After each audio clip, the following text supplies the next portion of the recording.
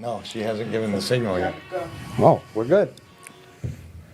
Hey, everybody, it's Tad here, and I'm chilling with my best friend, Timmy J. We want to welcome y'all to 2218's Attitude for Gratitude. Tonight, we have a very special show for you. We have a good friend of mine, Harley. Say hi.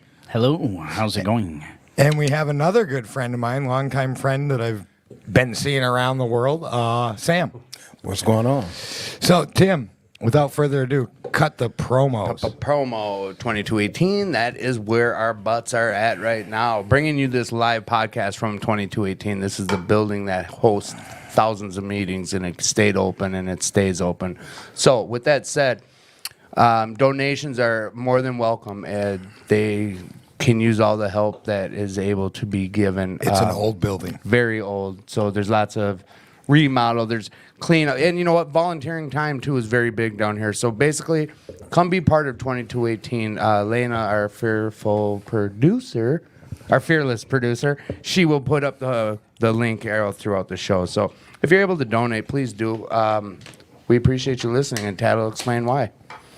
Hey, man, this is an interactive show, so without your interactions, it can't be interactive. So get in the comment section, be asking us questions. And speaking of that, if you're following from another link, like someone shared on a recovery page or something, go ahead and jump on over to 2218's Attitude for Gratitude, because we can't see your questions if it's a shared link. Right. Just, but while you're at it, smash that like button. Yeah. Tell your friends, tell your grandma, tell your brothers, maybe tell your sister's baby daddy about Anyone it. that can benefit, basically. Anyone who can benefit from hearing about recovery. Yeah, if this show can be helpful to people, Yes. let it be helpful. And as we've seen in the past, this comment section can be you can be helping and saving people's lives in the past. People have reached out, and the people that are listening have helped them, given them resources. It's a tool. Yeah. And that's really all what recovery is about helping the next person. Yeah. Tim, you want to talk about the Ride for Recovery quick? Ride for Recovery. It's coming up. The date is June 26th. 26th. Yes, June 26th, Ride for Recovery. I am a bike rider myself, but here's the thing about the Ride for Recovery is you don't have to be on a motorcycle. Like, come party. Come party. We got bands. We got food. We got auctions, silent auctions. We got Fellowship. Speakers. Whoa, speakers. It is a day of fun. Like, we got a great speaker anyone this is year. welcome. It's an open festival type situation. Like, anyone and everyone is welcome. Kid friendly. Oh, yeah. Grandma friendly. Like, normies, Music, whoever. dancing. Like, yeah, it's gonna be a blast. Like, and there's gonna be Timmy and I will shirts. be there. Yeah, Come definitely. on by and say hi. I'm gonna be out on my new bike, going for the ride. You're gonna be here in person. It's gonna be a blast though. So just do not miss out on that. It starts fairly early in the day. I should have the flyer right in front of me. 8:30 is when they start doing it. Kickstand. The food at St. Paul Harley Davidson kickstands up at 10. 10, I believe. And yeah. then they go for the ride. But back here after they ride, because they won't be back till 3 or 4. At about 1:30, we're going to start the festivities. So come on down. If you're not a bike rider, that's fine. You come on down and you party. Yeah, that's where we buy. That's where I got those. Everyone always asks every time I wear my Ride for Recovery shirt. It's a 3/4 length, like that. Red not and black. microfiber, but yeah, the red and black. It's really a nice t-shirt We material. roll out a new one. The front's Yeah. always the same, but the back's different. And Yeah. this year we had a contest, and our good friend from the show, Cassidy, who also does our designing Yes. for our logos, personally, mine and Tim's company, and this podcast, she, she's the one who designed it, and it's a very cool shirt. Yeah. And next year we'll probably even have a bigger contest. So, and just like that, anytime, if you're an artist or you have anything like creative talents, you have music tracks, we're looking for intros for the show, we're looking for other artwork to, you see the pictures going on the Facebook with the streaming of just 2218. If you want your art on there, that's a good way to get it out. Yes. And the other thing, like Ted's saying, is we were talking about this before. It's as easy as, like, if you want to see the show going in a direction, or you have advice or suggestions. If you have suggestions for the show, like, we're welcoming to grow every day. We've said it from day one. Like, come talk to me and Timmy, and definitely. we will sit down and talk to you and have a production meeting, Yeah. and you can help us grow the show. In the comments is not, well, the show is live. well, we're trying to be helpful and help people, not necessarily the right time. Yeah. It's all about poise. And we learned this Poise. stuff in recovery. I didn't know any of this stuff when I first came in. I was screaming at people trying to fight people, so I get it, bro. But and speaking of getting a hold of us, I will go this time. I'm going to go first. Yeah, You do it- always go. do it up. So here's the thing. This is a dual effort informational piece right here. Is we always give out a way to contact us, and it's for if privately. If you're not comfortable sharing on the board, we welcome you to just reach out to us personally. Let us know.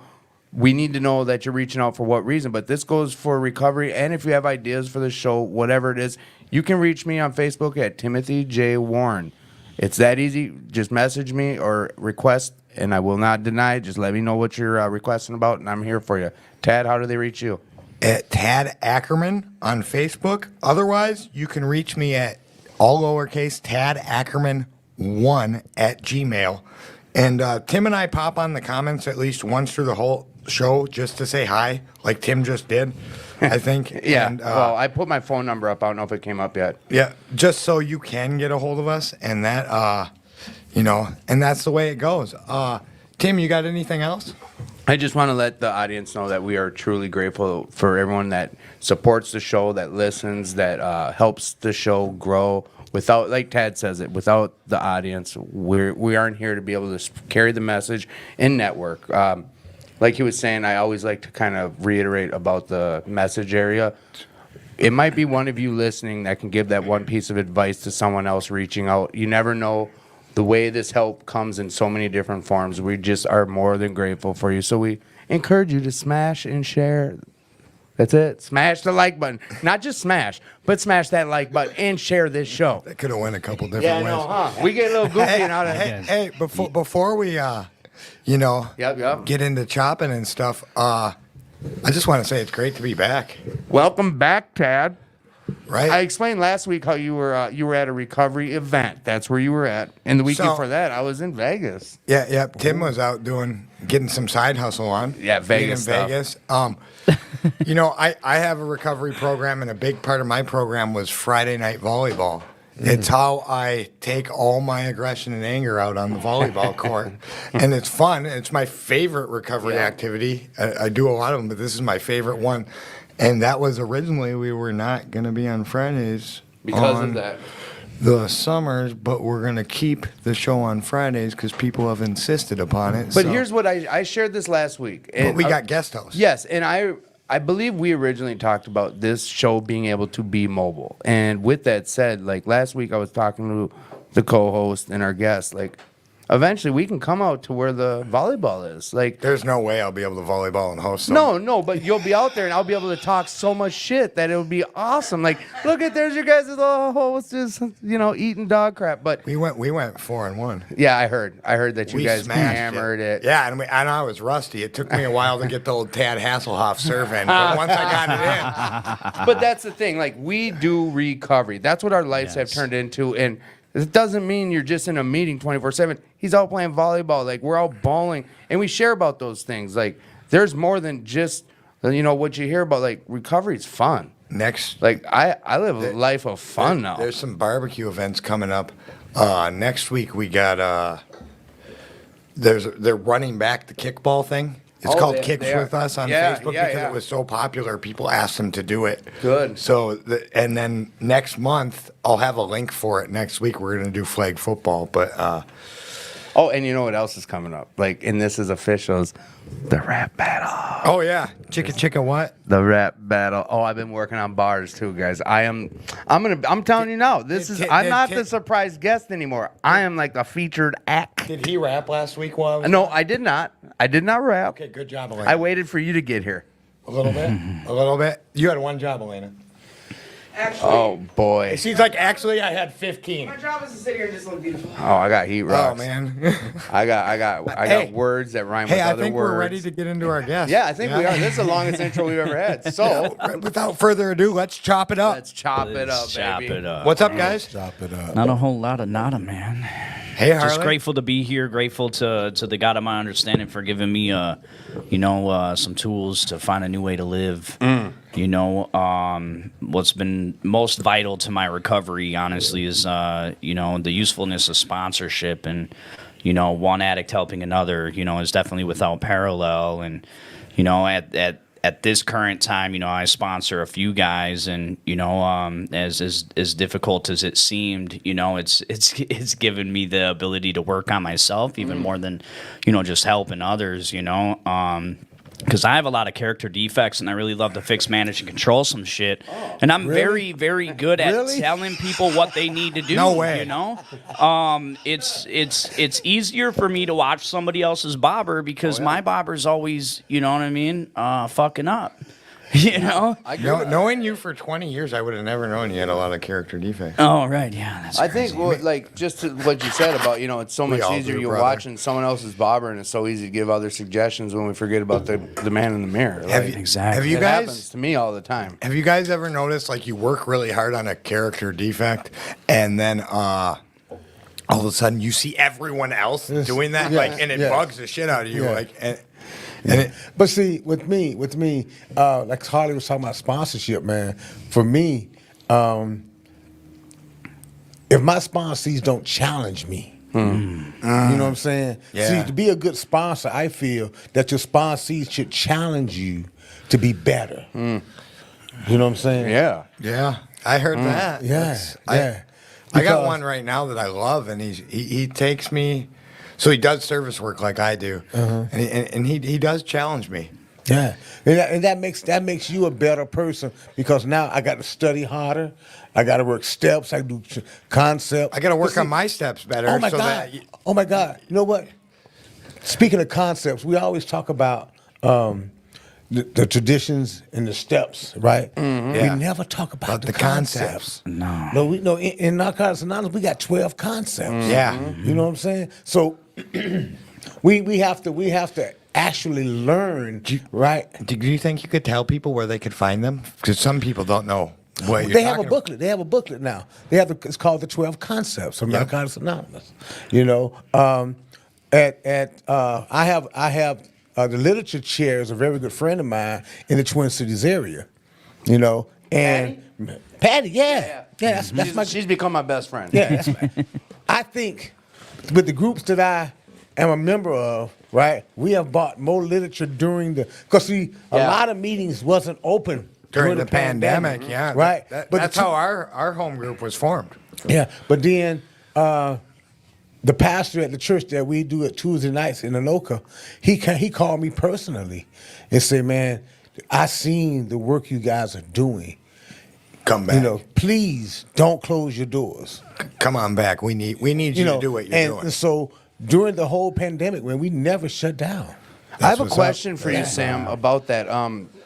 I know, like, near the month 6 or 7 of that meeting, that newer NA meeting that started at 2218, I recall, like, with the big thing that was happening with the GSR, the information you brought us was that there was going to be a vote in Minnesota about keeping a spot to buy literature in state versus just having to go through, California.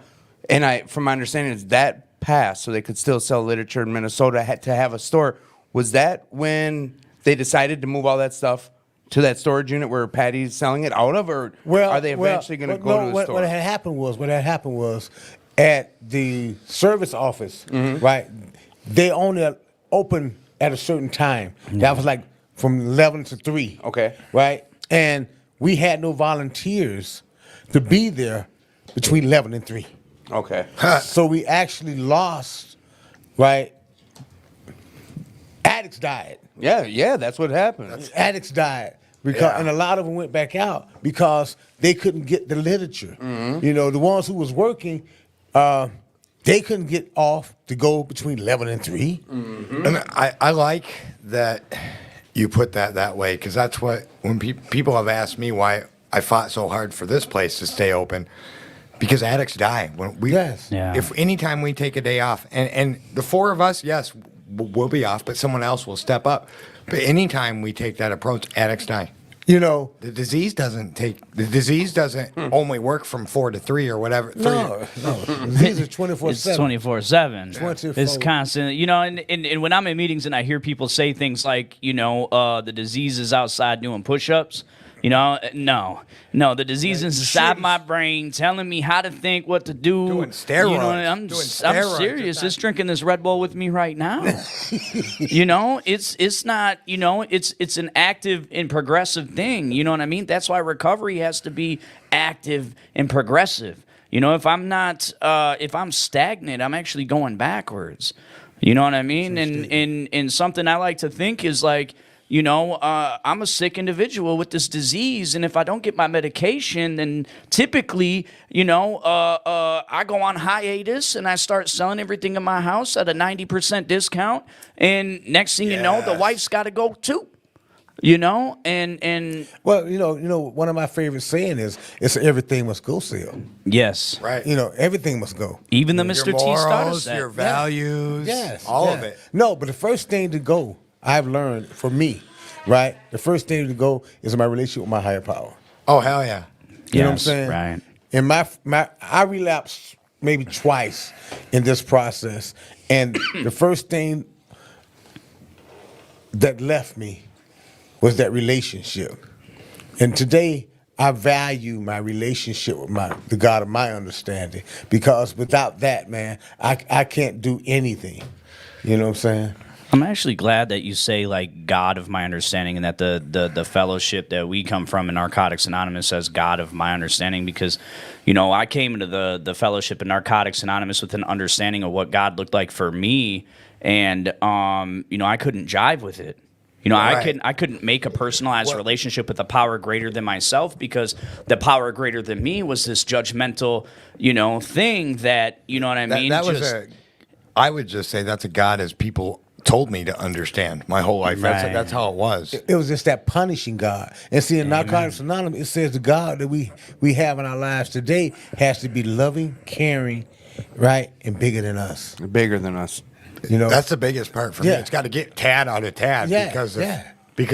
if I'm in Tad and doing and controlling all this shit, I fuck some shit up. Oh, Ask Harley. Well, He's been and around Harley a while. Harley was beginning to go down. You were starting to say about, you know, with your situation, like your own journey, when it came to with early recovery. You were talking about, you know, finding a God of your understanding. Yeah.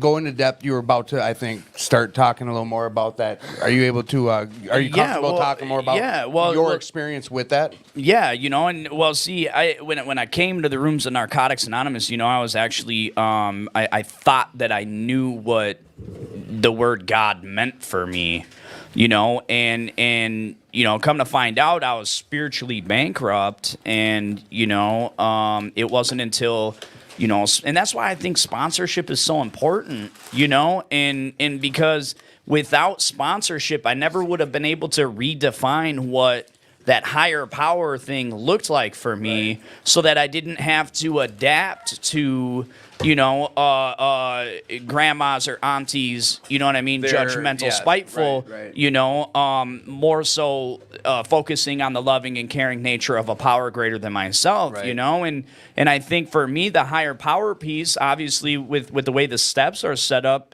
comes down to that process of surrender, you know, because me, you know, left to my own devices, I'm going to get high. Right. Well, You know? the past has proven that. Yeah. Like in this question, this next one that's going to stay, I'm going to stay on the topic of higher powers for both you and Sam. It's for the way I want to word this question is, when it comes to your higher power, at what point in your recovery did you, because I know you made it real clear that has to be, you know, your recovery for me, it's number one. It's got to come first. But like, to find a higher power in your journey of recovery, when that occurred for you, once you realized, like, I have to have this higher power, at what, like, was that an instant situation for you in your recovery when things basically, not say it got easier, but when that understanding came to you that, okay, I got to have this. Yeah, we read it all the time.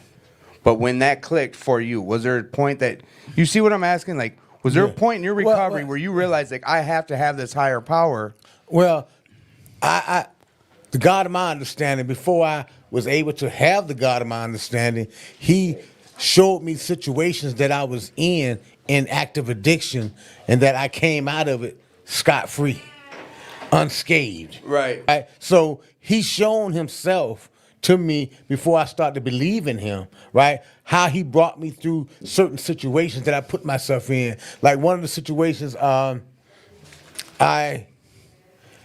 almost died. I got beat half to death. Okay. You know what I'm saying? And they left me for dead. And I drugged myself to the hospital. They chemical burned me like 90% of my body. I had to sleep with my forehead on a wall standing up. You know? And he showed me all these things that he brought me through. And he said, I was always been there for you. So I was able to find the God because he showed me who he was. Yes. Just through sheer experience. Shared Yeah. experience, yeah. Right. Okay. Right. Because it's not that I struggle with the higher power, but my journey is still being written. Like I have no question about. I know there's a higher power, and for my recovery, like to tie that into recovery because that does play a big part. You read about it already, like in a lot of our literature, in most all these fellowships, talk about finding a power greater than yourself. Well, see, for people who don't understand the literature, right? 1, 2, and 3 says Amen. higher Right. power, Yes. right? After 3, it says God. Yes. Do you believe that's they're softening the blow? Well, everything is just, like it says, it's steps. And there's a reason for that mortar. Right? Because see, okay, in the beginning, the basic text, right? When I first met Harley, I asked him a question. I said, "What's on the first page of the basic text?" Right? I remember that moment. I remember that he moment. passed right by it and started talking about the introduction and the No, preface. the first page. Yeah, the first page is blank for a reason, right? It's blank because we don't know nothing about recovery. Nothing. The thing is he's talking about an instance in which was the start of saving my life. Yeah, it's emotional. Because no, man, like, ugh. Because I really feel like, you know what I mean, our connection, mine and Sam's, you know what I mean, and Sam is my sponsor, by the way, for sake of clarification, was totally spiritual in nature. You know, because when I I got invited to go to MINAC, you know what I mean? I white knuckled my first 30 days in recovery, you know, literally white knuckled it, and it was so fucking bad. Don't mind my French. It was so bad and so rough, you know what I mean? I hadn't found that new way to live. I was still behaving, you know, like I was using, I was still, you know, doing all the things that addicts do when they're not in recovery, right? So like almost like they said, Yeah. dry drunk. You were Right, still yeah, still yeah. sick as shit. Just set the dope down. Well, my younger sister's actually, you know, in recovery and had been at the time, you know what I mean? And she invited me to go to MINAC, you know, and I heard and I was homeless at the time, and I found out it was at a hotel, and I was like, okay, great opportunity to possibly take a shower, right? Right. And I ended up there at the hotel, and it's crazy because, you know, next thing you know, I'm walking around. I got identified as a newcomer because they were giving all the newcomers these basic texts, you know, the book. And my sister started introducing me to people, and then Sam actually told me to start, you know what I mean, having people sign the book on that blank page, because that's where I make my new associations in this recovery thing. And I'm just kind of like, well, you know, I'm only here just to get my shit together so that, you know, Take a I might shower. be able to go, yeah. But one thing I experienced at that convention more so than anywhere else was the love. Right. Yes. You know, and people kept saying, I love you. And kept saying things like, we're going to love on you till you can learn how to love yourself. You know, the cliches. And really, it wasn't just a cliche. No. It was actually happening. It's the truth. You know, and then somebody was like, why don't you stay here and, you know, get and stay the night and get some recovery on? And I said, okay, fine, I'll stay until the morning, because in the morning I got to leave and I got to go do this side job, right? Because I work in construction. Right. And By the way, what do you do? What kind of work do you do? I do stucco and stone. Oh, okay. Yeah. Were we trying to drop a company name here, Sam? Go ahead. Does he work with you, Sam? Hey, you're No. in recovery, but you know what? I want to get back to what Yeah, you that's talked about. fine, yeah. We're going to talk about this a little bit about you being in recovery and having a business, because all three of us are on the same line of work. We all do construction, and we're going to talk about that. Plug you later. Okay. Yeah, go ahead. So that you're the next morning at Minac, yeah. Yep, and then I went to go do this side job, and to be transparent, you know what I mean? I go to this side job with these two people that I used to get high with, right? Again, I haven't seen these people until like before I had gotten clean, you know what I mean? Okay.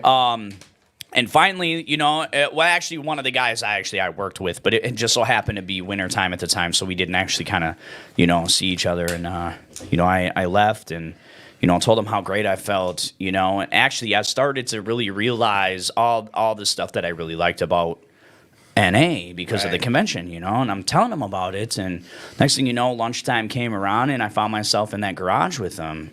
And next thing you know, they're passing the pipe, you know, back and forth. And granted, that wasn't the way I like to use my DOC. Right. But the disease started to kind of manifest in my brain, you know, and I started thinking, you And know. this is the day after Minac. This was About- actually, I left Minac early. To go That's to this work. Saturday morning. This Saturday Yeah, morning. this Saturday morning. Okay. Yeah.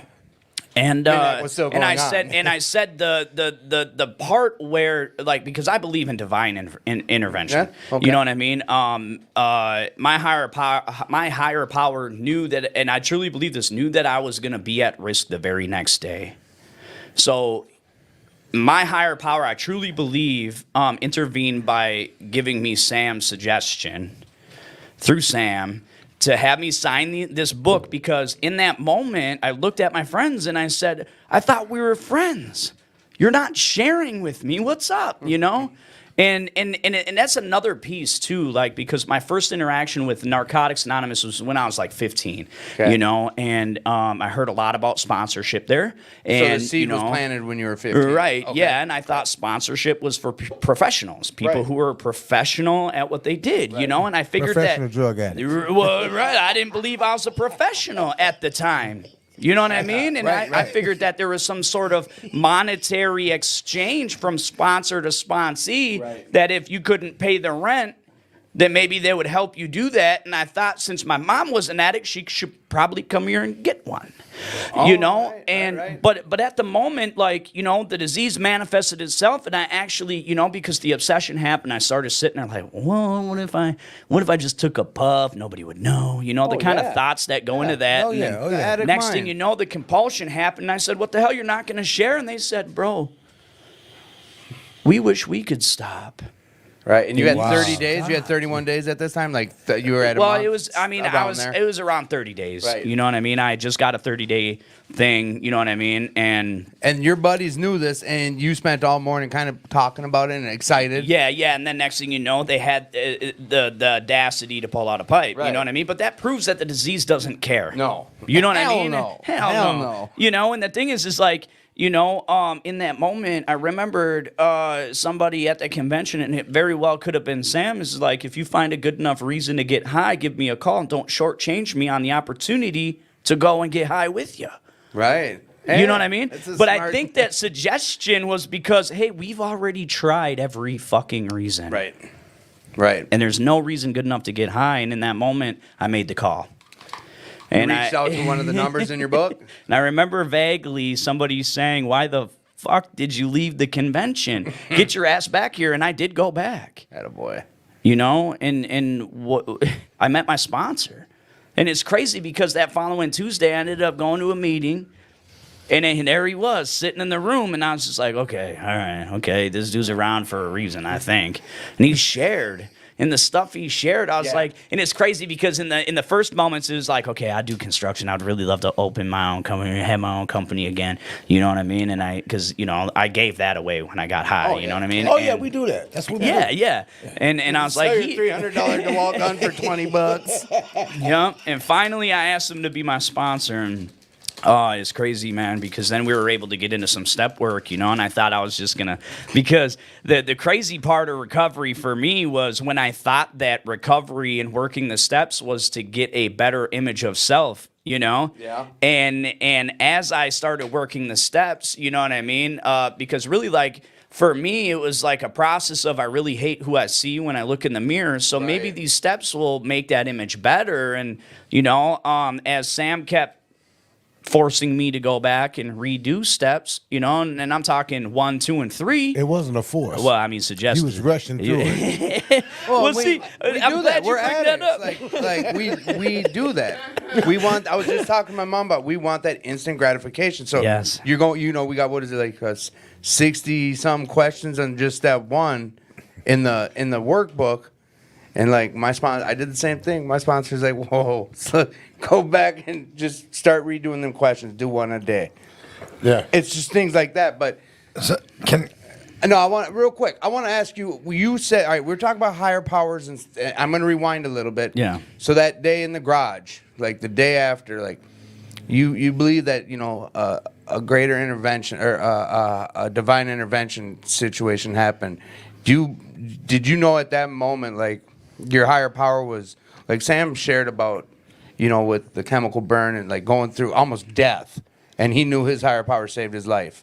Do you believe that moment, like did a lot of things click for you during that day? You went back to Minac, you reached out, like that wasn't your typical behavior to do that when they're passing a bubble around. Like, Right. Like, do you believe that's where your higher power really came into play during your recovery?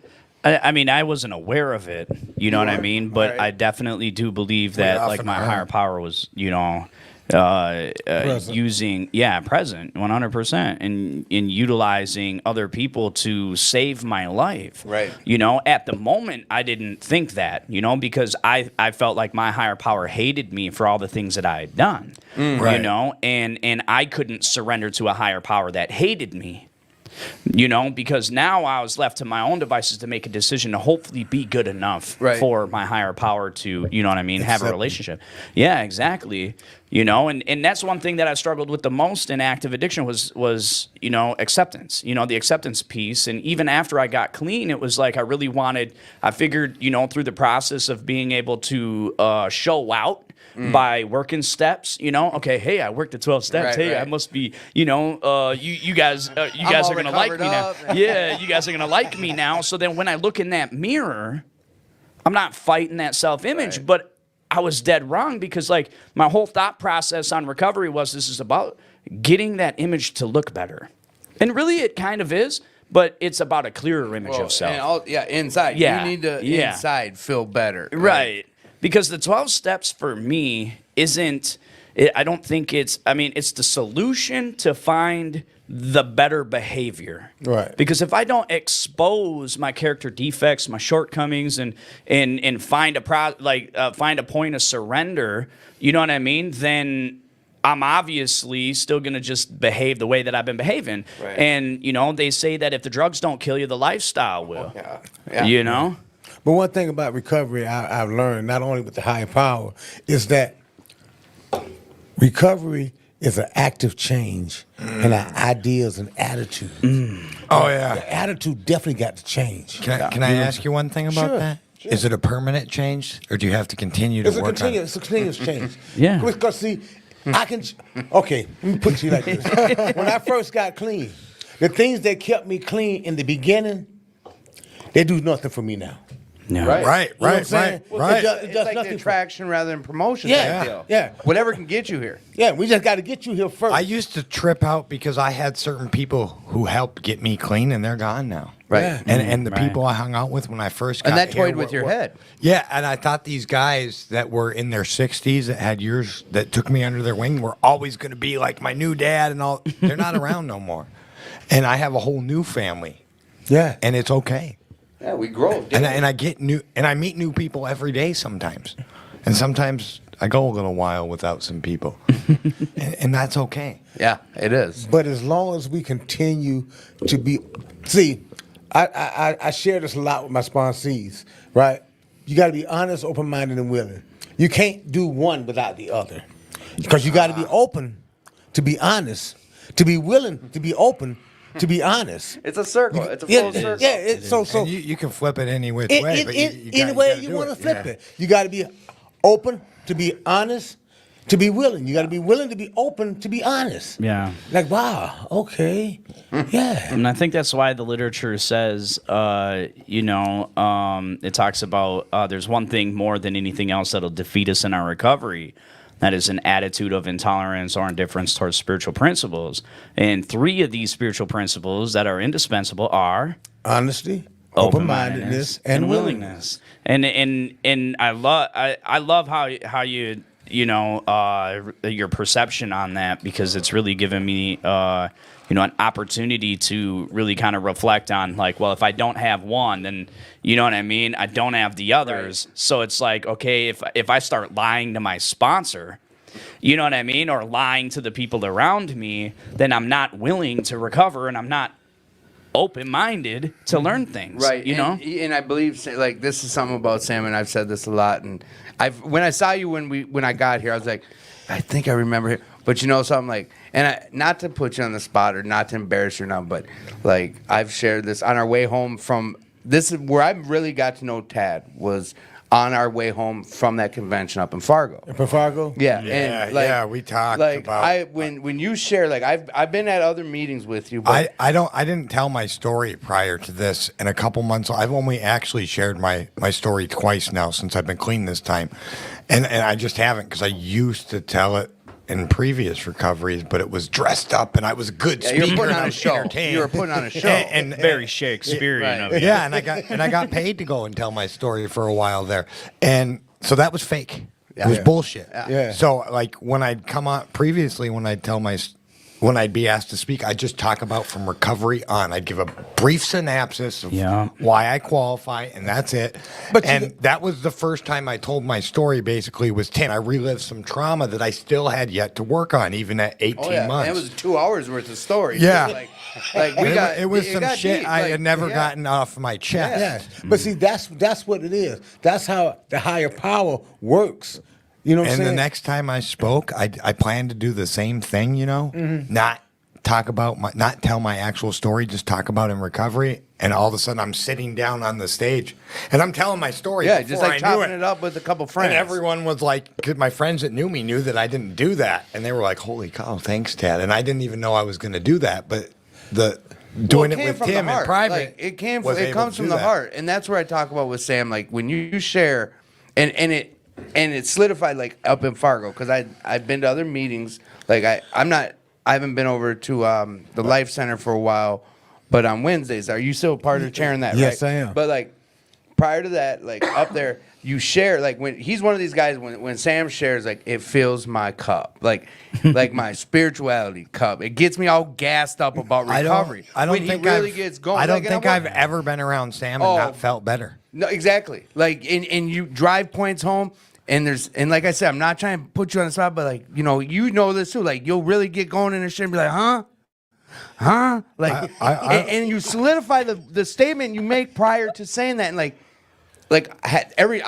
He's a spark plug. Yes, yes. Sam will spiritually Yes. charge you up, and I can't wait I till know, I you love share you at for that. meetings type deal, and everything you speak, it's like, And it's good recovery. I say, like, I know in Sam forever from meetings. I don't actually know if you were around when I was 18. I actually don't know. It just, in my mind, you've always been at meetings, Right. And I've always seen you.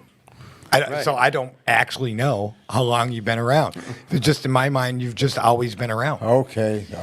Well, for sake of- do it. I know how long he's been around because we grew up together. For sake of clarification, he is the guy, and he says this all the time, and I don't mean to steal his thunder, but he always brings up that Arsenio Hall show. Things that make Make you you go, go, So you've been around. You've been around as long as Arsenio Hall. I'm gonna air out some of his business. He's been clean continuously for 8,779 minutes 540. That's a lot of minutes. All right, but then it's 6,096 days. Give us a year's worth. You know what? It's been 16 years, 8 months, 9 days. That's what's. yeah. So you were possibly so that's why. Yeah, he's been around. I want to switch to something real quick, and I want to acknowledge something. And first, we're not going to get. Go ahead, Sam. I just want to shoot a boulder out there. Do it up. ICUC First Friday is starting up next month. Check it Next out. week, next Friday. Right, next Friday. So that's the opening, right? For everybody to start getting together, and just to push my own button just a little bit, I'll be DJing. All right. What's the that's time what's on that? up. What's the time? The doors open at 7? 6. 6. The doors open at 6. The speaker starts at 7, Yeah. right? And I believe then it- the dance started about 9. 9. How late So- does it go? To normal to midnight. Okay, 11 but o'clock. there you guys can. I mean, while at the dance, that you can hop on and listen to the show too. Oh, yeah, I mean, it's gonna be on. It's gonna be on Zoom as well. That's what's up. At Redeemer Church. Yeah, 94 in Dale. Isn't it 1812 Park Avenue, son? No, wait, never mind, No, never mind, that's never mind. Wednesday night. Wednesday night. Okay. Never Wednesday mind. night- Wednesday That's night the is ICC. 1812. I'm like, Yeah, that's okay. right down the street from Yes, Okay. ICCM Church Yeah, in the you're back. You got to go to the back Yes, door. back. You beat on the front door, you won't get in. No, go around back and go down the steps. Go down in the basement. That's where the good stuff is at, So- in the basement. the good stuff. The good is in the Hey, so, basement. so I just wanted to say real quick, I am restreaming your guys' stream on my gaming page. Do you Yeah, get, talk about are that you getting quick. questions? If you get questions, feel free to tell us. Yeah, I All mean, right. I definitely, I've got people, but I pinned the link to the actual stream in, you know what I mean, on Facebook. Perfect. And my battery is dying, so I just wanted to tell everybody, if it dies, my stream will go down. Go to the link in the pinned comment below. 2218's attitude for gratitude. Yes, sir. So I just wanted to say that because I am getting low. So we couldn't get a cord for you. no, I it's thought okay. I plugged It's you in. Are you not getting juice? Oh, I wait. plugged you in. Oh my dear Lord. Well, I'm just going back and reading comments and the support. he fixed it for you. The support I've got about not rapping. Holy buckets. Thank you, Mr. Hanson. Yeah, see, I told you. Papa Bird. And this is Papa Bird. This is supposed to be one of my mentors in life. Like Soda Ridge mentor. Tim, so like my favorite show is the Pat McAfee show. When they talk about basketball, their ratings go down. They talk about that. When you rap, our ratings go down. Not what I heard. That's really not what I heard, though. That's what I feel. Okay, well, there's a big difference. People in come up and feelings touch me and are like, Dad, please don't let him rap again. Oh shit! Time for a new bar. Here we go. All right. So you were about to switch gears on us, Tad. Harley, when do you think we met? Fuck, I think I was like 14, 15 years old. How old are you now? I've been 25 for the last 8 years in a row. Really though? How old are you for real? I'm actually about to turn 25 again for the 9th year in a row. No, really? No, I'm trying to figure out the real math.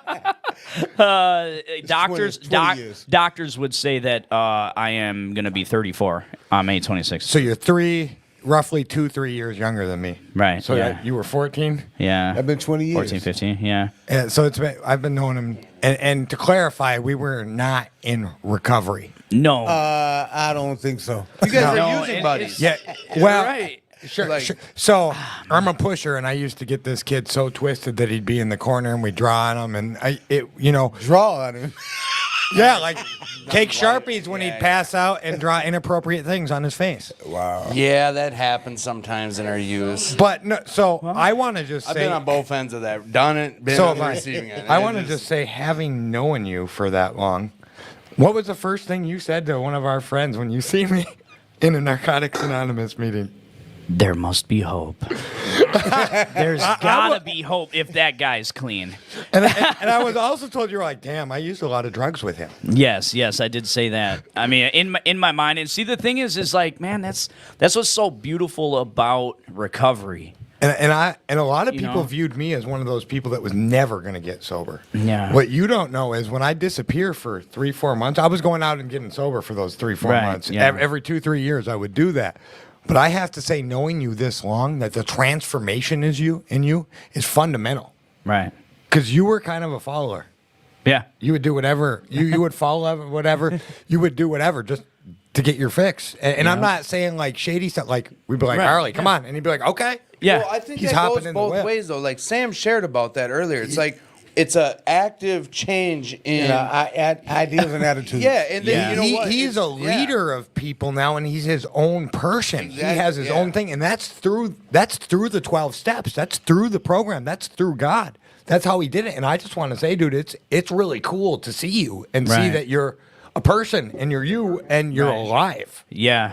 See, and Because we went hard to clarify. Yeah. Like, I was Right. surprised to see you when I seen you. I was like, Right. oh, he's not dead?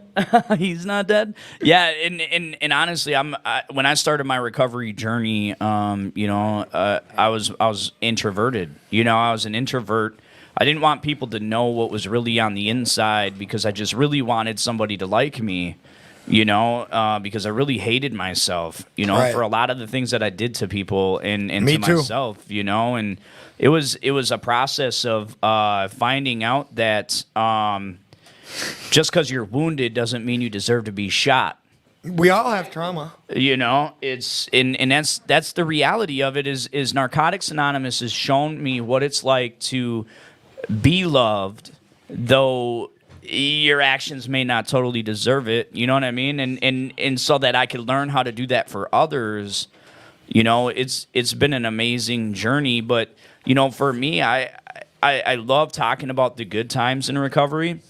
It's an easy topic. Oh, yeah. Because everything's better once everything gets better. But then when life shows up, what are we doing? There's still shit. Yeah, definitely. And I've had life show up in the form of my character defects. I actually just recently had a situation where, my son's mother was down and out, and she didn't have a place to stay. And she, throughout my whole active addiction, she had never told me you can't see your son. Never once told me that. When I have baggage from another, kid's mother, and a lot of bad experiences with that, that I've still tried to work through, but she was down and out, and she decided that she was going to drop my son off with me, and after having him for 2 months, she gives me a call, says, I figured out my living situation. Can we discuss getting him back? And I said, no. Mm-hmm. Like, Not at all, And next thing you know, we're talking about, her visitation. And then, why? The tables have turned. The tables have turned, haven't they not? Because me and my righteousness and my cleanliness. Right. I started to go down that path of, well, okay, this is our agreement. This is your visitation. Let's get it legalized. And she said, no, we're not going to do that. And then I said, okay, fine. If you're not going to do that, then I'm just going to take you to court for full custody. And calling my sponsor and telling my sponsor about it was the best decision I made in that situation. But the worst decision I made in that situation towards the plan I had. Right. Because the thing was, and that's why sponsorship is so vital to recovery, because I'm incapable of consistently making good decisions, and I always need to bounce something off of somebody before I go and decide something. But in this case, I decided before I reached out. And what I found out was in the process, he was yelling at me, literally, which I needed at the time. You know what I mean? Because mine and her conversation went from co-parenting to not being able to anymore. Right. At the expense of what? The child. Well, I always look at that as. yeah, right, yeah. Did, Well, did you see, did you lose a little something? Because I found in my behaviors and same and similar situations, eventually I lost respect for myself. Right. For not even being Right. able to. Because eventually I did before- all the stuff that my dad did. But before he was able to do that, when he said I was yelling at him, I literally had to. Yeah. I said, because through all this, right, she never denied you. No. Good, bad, or indifferent. So why are you so doing better this? now? Yeah. And it took me, I said the same thing like 25 times. And he finally said, It clicked. the light bulb went off. Oh, you had to shake it because it was one of those. Yeah, and the thing was like, and by that time I was in tears because I realized that I'm still out here 2 years clean hurting people.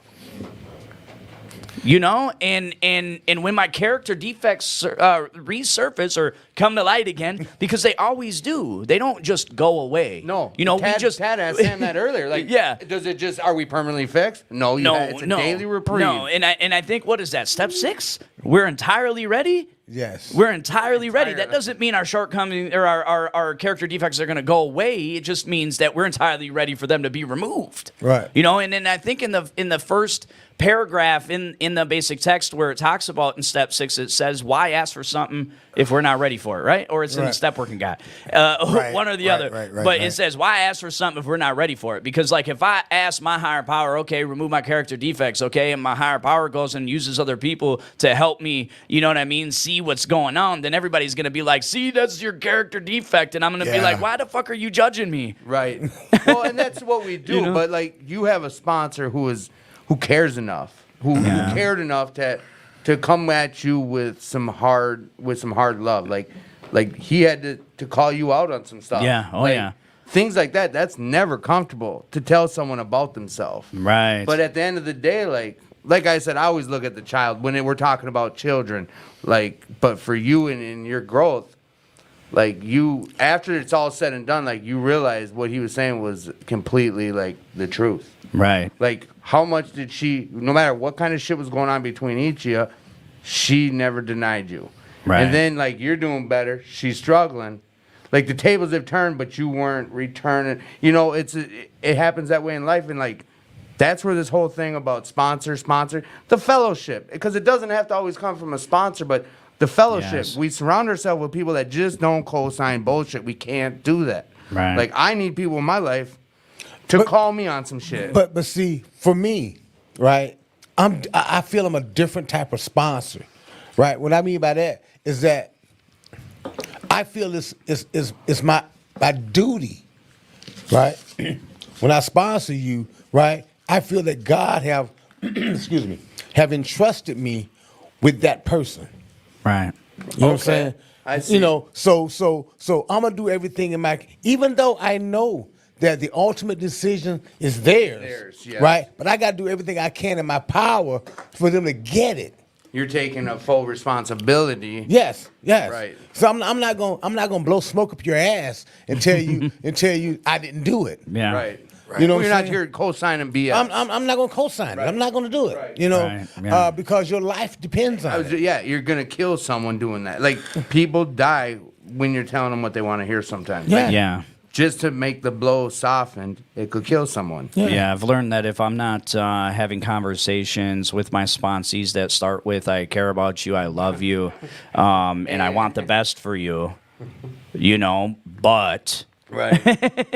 you know, and if I don't start sentences with things like, "Just so you know, this is probably going to be hard for you to hear, but trust me, this is what you need to hear. It might not be what you want to hear." If I'm not having them conversations, you know, or hearing that in my recovery, then how do I ever grow? You Right. know, I didn't come in here knowing everything, and I thought I did. Right. Well, You Sam know? said that first thing you spoke, when you spoke, you said you have sponsees and you feel that they need to challenge you. Like, your sponsees challenge you. Things like that.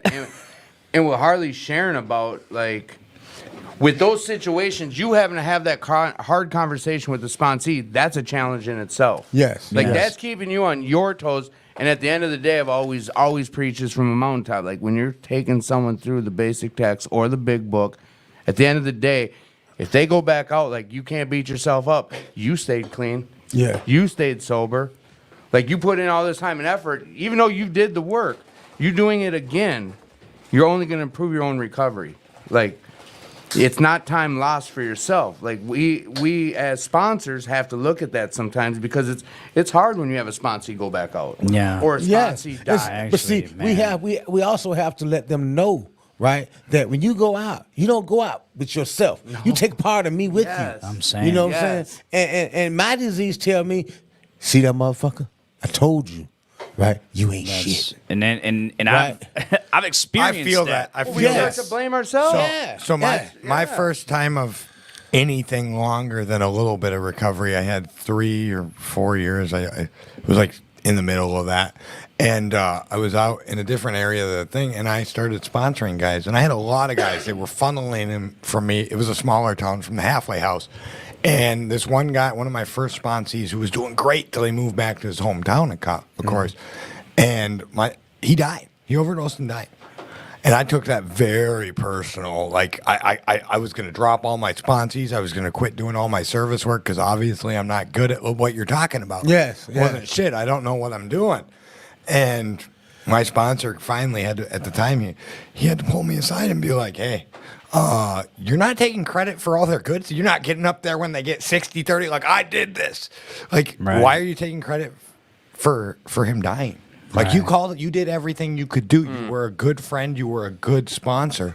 You did the best of your ability. What were you going to do? Lock him in your basement? But you got to understand. We have to understand. I like keeping it on me. I have to understand when those things happen, right? I got to keep telling myself I can give them all the best suggestions in the world. The ultimate decision is theirs. Yep. Exactly. You know what, Brandon he's been good looking, Brandon, and thanks for being on the show as well as you, Nathan Hansen. All right, so he said it's important to give people the truth. Truth is love. Truth in love is the game changer. Just like you were talking about how you start out, you precede it with what you say. Love is also sometimes tough and straightforward. Sometimes it's got to be, but the truth must be in love. Like that, he said that's the key. Like when you're dealing, them hard conversations, there's many ways of going at it. Like I got an old timer, he just comes out and he gives it to me. Like Tim, you're effing up. Like you're not calling back, you're not following through. Like 3-4 years into recovery, you're doing these things. Like if someone doesn't check me on them type of things, I get in my head thinking I'm doing okay. Like I'm not picking up, I'm doing fine. Right. But when you start, you're right. When you start working with someone, our minds tell us like we have their life in our hands. Yes. But like you say, at the end of the day, no matter how close to the water you drag the horse is the one who's got to drink that water. Yeah. Like we've been taught that, but our addict minds want to tell us a whole different story sometimes. Yes. And the disease is so baffling, cunning, and insidious that, you know what I mean? And I've had a situation just recent, you know what I mean? Where, somebody asked me to sponsor them, and, you know what I mean? We met a few times and, talked on the phone a few times, and, and there's actually two things that got corrected through that situation, and, he decided to go back out and get one, and, he didn't make it back. Research. Yeah, more research. He didn't, but he didn't make it back, and he passed away, and the disease told me, well, see, like Sam was saying, you ain't shit, Right. It's hard. That's why you shouldn't be sponsoring people. Right. Because you ain't shit. And I had a talk with my sponsor about that, and Sam really shed some light on some things in that, and it was like, it's not up to you, Nope. And through that also is like, my point is the disease really likes to make me feel like I ain't shit. Yeah. And I believe at the end of the day, like what I've seen just through the few years is like, at the end of the day, we're conduit. Like our predecessor set this up, so we get to be a conduit to what has been someone else did for us. Mm-hmm. Like hopefully it sticks like it stuck for me today. Right. I mean, just today, because you guys also taught me that that's all there is. Yeah. Like yeah. tomorrow, we don't know. Because for me, when my first trying to get clean was back in 2000, right? And I heard somebody say, right, you ain't never got to use again, right?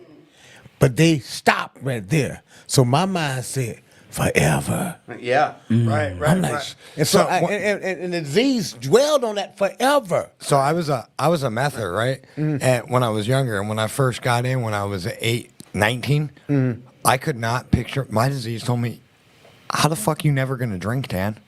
You're not even 21. You're gonna deny yourself the experience of a bar of buying legal booze? Right. Come on now, that's not normal."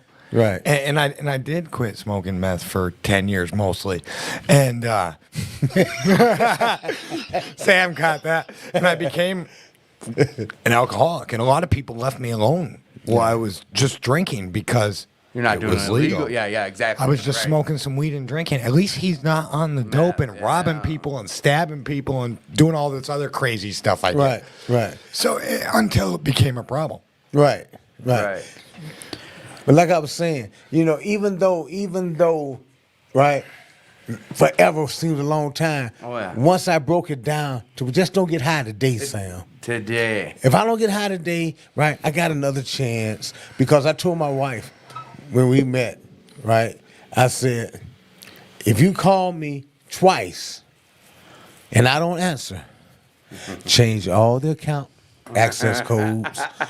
Yes. Has there ever been a false alarm where that's happened? No. I answer my phone. Right. But Right. you know, it's like if I knew, I'm just being honest, if I knew, excuse me, that I can go get me one right now, right? Bless you. And then go home, take a shower, spend time with my wife, right? And put it in the drawer. Right? I would. But that's not my story. Right. That hasn't That's been not my my story. experience either, how it works. That's not my story. Right. You know, once I open the gate, Bam. right, everything must go sell. Right. Fire Everything sale. must go sell. Everything must go. Yeah. You know, I'm talking about, and when I say everything, I'm talking about the wife, the house, the kids, you know. The morals, the all standards. that. The sanity. All that. Everything must go, you know. And more so the self-respect. Yeah. Yes. Yeah. Oh, I hate myself I mean, when I'm. yeah. Oh my God, yes. You're talking And about see, items. There's internal Oh, stuff yeah, that goes yeah. out Yes. that window too. Yeah, but see, now that I realize that, right, I can say that I never get high again. Yeah. It Because makes it a lot easier. Yeah. It makes it a lot easier because now I look at my track record. And Go ahead. you're talking about that moment where it went from I'm never gonna get high again. Oh my gosh, this is too much to where it was a relief. Yes. I don't ever have to get high. I again. never Right. have to get And it's high a again. burden off your chest instead of Yes. that scary in the beginning. I know what you're talking about. Yeah, Yeah. but that you're right. That's what's scary is when someone tells you like, it feels good to hear like you don't ever have to get high, and when they don't follow it up with just for today, you're right. In early recovery, that's fucking scary Yes. because you get in your head Ever? about it. Yeah, ever. Yeah. But then like Yeah, Sam's sharing like, and this happens to all of us. Like, there's a point where all of a sudden you realize like I don't have to get high today. Like it's a relief. Yes. It turns right. into a relief more so than a fear of forever. Yes. Yeah. You know, and Yeah. everyone's story is different when it comes to that. But it was CJ who first told me that. Yeah. Like and I always share about that means like I'm forever grateful for him. Like that was the first time someone looked at me and said, "Tim, you don't have to get high anymore." Like he was serious. Like it was weird how it just came that one day. Like you don't And it have clicked. to. And And it it clicked. clicked. Yeah. Like I never looked at it that way. Like, and I don't know if maybe I was telling myself, okay, you have to. You know, you get caught in that nasty circle of I got to get high, otherwise withdrawals, otherwise I got to do this. It's a nasty circle. Then someone tells you like you don't have to do that. It's kind of deep, like, It is. and when it clicks, When it clicked, you're like, wow. yeah. Right. And if that's what we talk about, like stick around for that miracle, like buckle up. The 'cause it's gonna happen. phenomenon Yes, of change. obsession and Don't craving leave goes. before the- So Don't leave before the miracle happens. You know what I'm saying? That's always Can a I, ask you- yeah. Go can I ahead. say this right here? Do anybody sitting at this table, right, remember when the obsession and the compulsion left? The exact moment, no. The but exact moment. But I remember when I realized it had happened. I was around it, and I was like, I don't want it. That's a great question. And I wanna didn't- hear and I everyone- didn't I want obsess. everyone's answer on that. I didn't obsess about it. It was, and There was a moment you remember when you stopped obsessing. Well, Like when I it seen switched? people. I seen people drinking at a family function, so I was like, I'll leave like always. And then like I just kept seeing people using on the streets. I was a sober house manager, and I had a bag of meth in my hand, and I threw it, and I never thought about it. And it was like a week-long process where I had all these chemicals, and I never once had a desire to urge. I didn't get the phenomenon of craving in Yes, my yes, chest. yes. And I Was didn't it think at about those it. times, or was it like a week later you realized like, holy shit? No, this last a week later, I was like, after the last time when I flushed the bag, I was like, Wow. I didn't even think about using. Is that weird? Am I broken? And I was like, wait a minute, that's what I've been trying not to do. Like, I didn't even think about it. What the fuck? And I was mad at myself for not thinking about it. Right? No, that happens. I was Yeah. like, what? Like that's the Shouldn't I have phenomenon. had that chest craving and smoked 3 packs of cigarettes and drank 40 Red Bulls to calm myself down and called someone and chatted their ear off for 3 hours? But You know, because Yeah. that's what I did early in recovery. When was that in recovery? That do you remember about what time? In your A year and 2 months. A year, 2 months, 3 days, 14 minutes, 8 seconds. Well, I just figured it out because it was after I was a sober house manager and it was a couple months at, so I figured it out. Yeah, everyone. Yeah, right now I didn't know until around that time. Harley, do you remember when yours was? Well, and honestly, you know, like I don't sit around and think about getting high. You know, don't get me wrong, but I don't feel like that's ever truly fully left. Okay. You know, in the way I view recovery and the way I view my life and in recovery is that I always gotta be mindful that stuff can return, you know, and it has. And you know, I've had a situation where, you know, I had somebody working for me that may or may not have been using, you know, riding in my truck every day, and here I thought that obsession had left, you know, that it was gone, and something happened that and again, there's different rates of recovery, different degrees of sickness, you know, so everybody's different, and you know what I mean. At this moment, I think I had maybe a year, maybe 18 months, somewhere in that range. And I was switching trucks because I had just bought a new one, and I actually found what appeared to be a empty bag of dope in my truck. And you know, it wasn't where like I felt like I wanted to get high. You know what I mean? It was definitely far from my mind. Getting high was not a thing. You know what I mean? So I don't feel like for me, I was conscious of the obsession. You know, but once I pulled that bag out, the very first thing I wanted to do was validate, was it a bag of meth that was empty, right? So I opened it and I smelt it. And it smelled like meth. You know, I just had to taste it to make sure it didn't. No, and I'm getting to that because the very next thing I did was, okay, maybe it's just all in my head. Right. I walked over to my wife who's sitting in the car and I said, look what I found. And she said, oh, fuck. And I said, smell it. And she said, fuck no. So then in my mind, like, in my mind, see, because she knew better. Right. Yeah. And for me, the disease started running rampant in my mind. You know, outside of my general conscious, I didn't realize that this was happening. But the disease was like, well, if you can't validate it that way, because I thought it was all in my head. And the disease kept telling me, it's all in your head. How do you know that's a bag of dope if you don't taste it? You know, and honestly, you know, and then it's crazy because I didn't tell my sponsor right away. Now I didn't put it in my mouth. I didn't, you know what I mean? I chucked it at that moment, but the next day I told my sponsor about it, and he said, you know what, man, you're lucky you were able to stop. Yeah.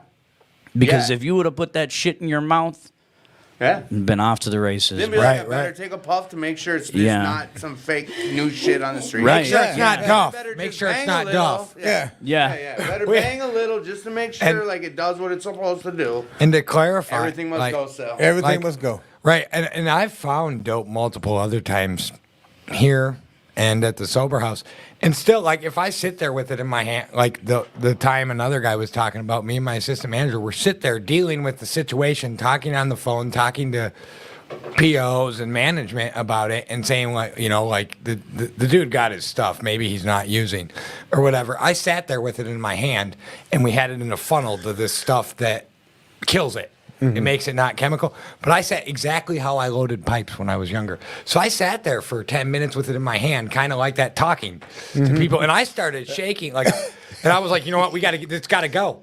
It's got the exact same reaction I had when I started shaking, pouring it just like I did in the pipe. And I was like, it's got to go. It's been in my hand too long. Because that's going to happen. I didn't have and it was done with after that. Had to calm myself down. And I work at a bar now, in which Tim knows my schedule or someone else knows my schedule. We've got we have an escape plan set up Yes, already. we got to. We got to. We did that from day one. He was proactive about it, and I was. We that's what this program has taught us. Because I wasn't worried.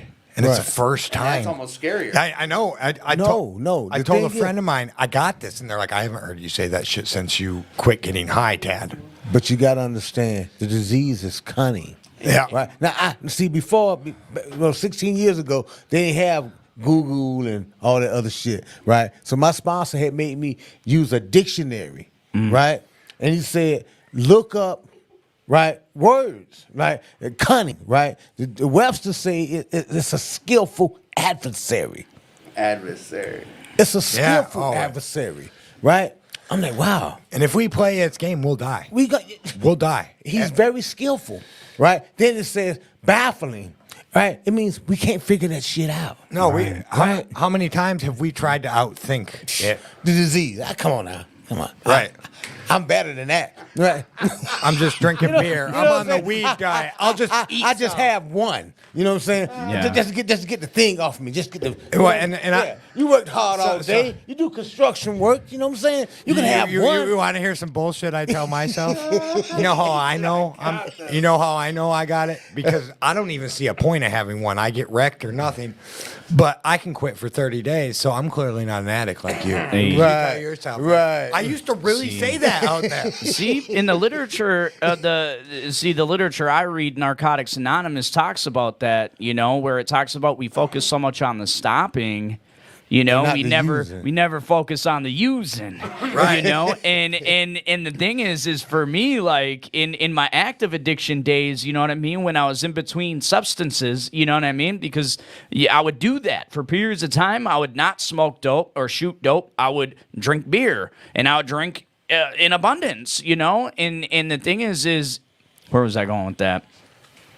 I just lost my train of thought. I would do the same thing. I would quit for 30 days when I was younger. Oh, yeah, that's before. right. I That's would right. quit for 30 days just to prove to myself that I wasn't an that addict. you're not. But then I No, come yeah. back. And Harder.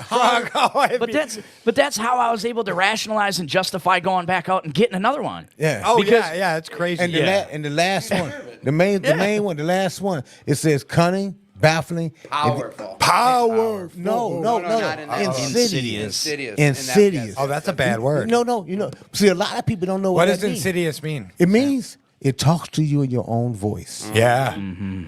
So anytime you start fighting with yourself, Hello, Sam. come on, just say, it say, Sam, should I? No, I should not do that. Yes, I should. No, I should not. Yes, I'm getting high. Yeah. When I start The battling, second you get to that point, Yeah. Oh, yeah, you're fucked. Yeah. As soon as you start battling, I did this through trial and error.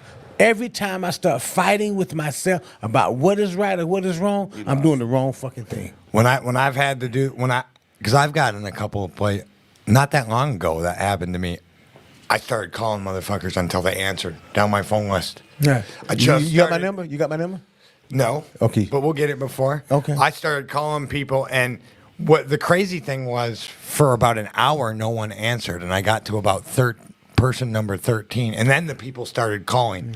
So I had to talk to 13 people for the next 4 hours and explain to them what had happened. So by the time I get to the last couple people, it was like 5 hours. I was exhausted. I was no longer upset, but I was going out to use. Yes. For the first time. And this was, what was this, right before my 2 years? Yeah, about a month. This was about a month before my 2 years. And because I thought it wasn't a big deal, but in my head, I made this shit such a big deal. I need to step down from the board, quit the podcast. You guys all judge me. No one loved me anymore. Yeah. All because of something. And I didn't even do what I thought I did. Your head start insidious. It's insidious. Yeah, Insidious. yeah, and it was I like crazy. that. Insidious. Yeah. And I went from being fine to I need to kill myself, or maybe I'll use. Right. And then everyone will leave me alone, and I won't have to be embarrassed by something that wasn't that big of a deal. Yeah. And But that's what That's what the disease we does. start telling ourselves that. Our Yeah. insidious. Yeah. Like, And the- that's I like and that. the program, the men in the program were like, no. And then after I did that with the men, I was able to talk to some ladies about it. My female friends, because they it were had like, to do with the female situation. yeah, and they were like, it's not a big deal, Tad. Check this out. The literature says in Narcotics Anonymous that we are a fellowship of men and women. Yep. Yeah. Right? So don't think, and I hear this all the time, right? That you shouldn't get in a relationship the first year you're in recovery. Lie. Yeah, Hey. it's not written. I'm a, No, I'm a no. testimony to that. That's a lie. The How many? reason why, because I'm just I kidding. just read it.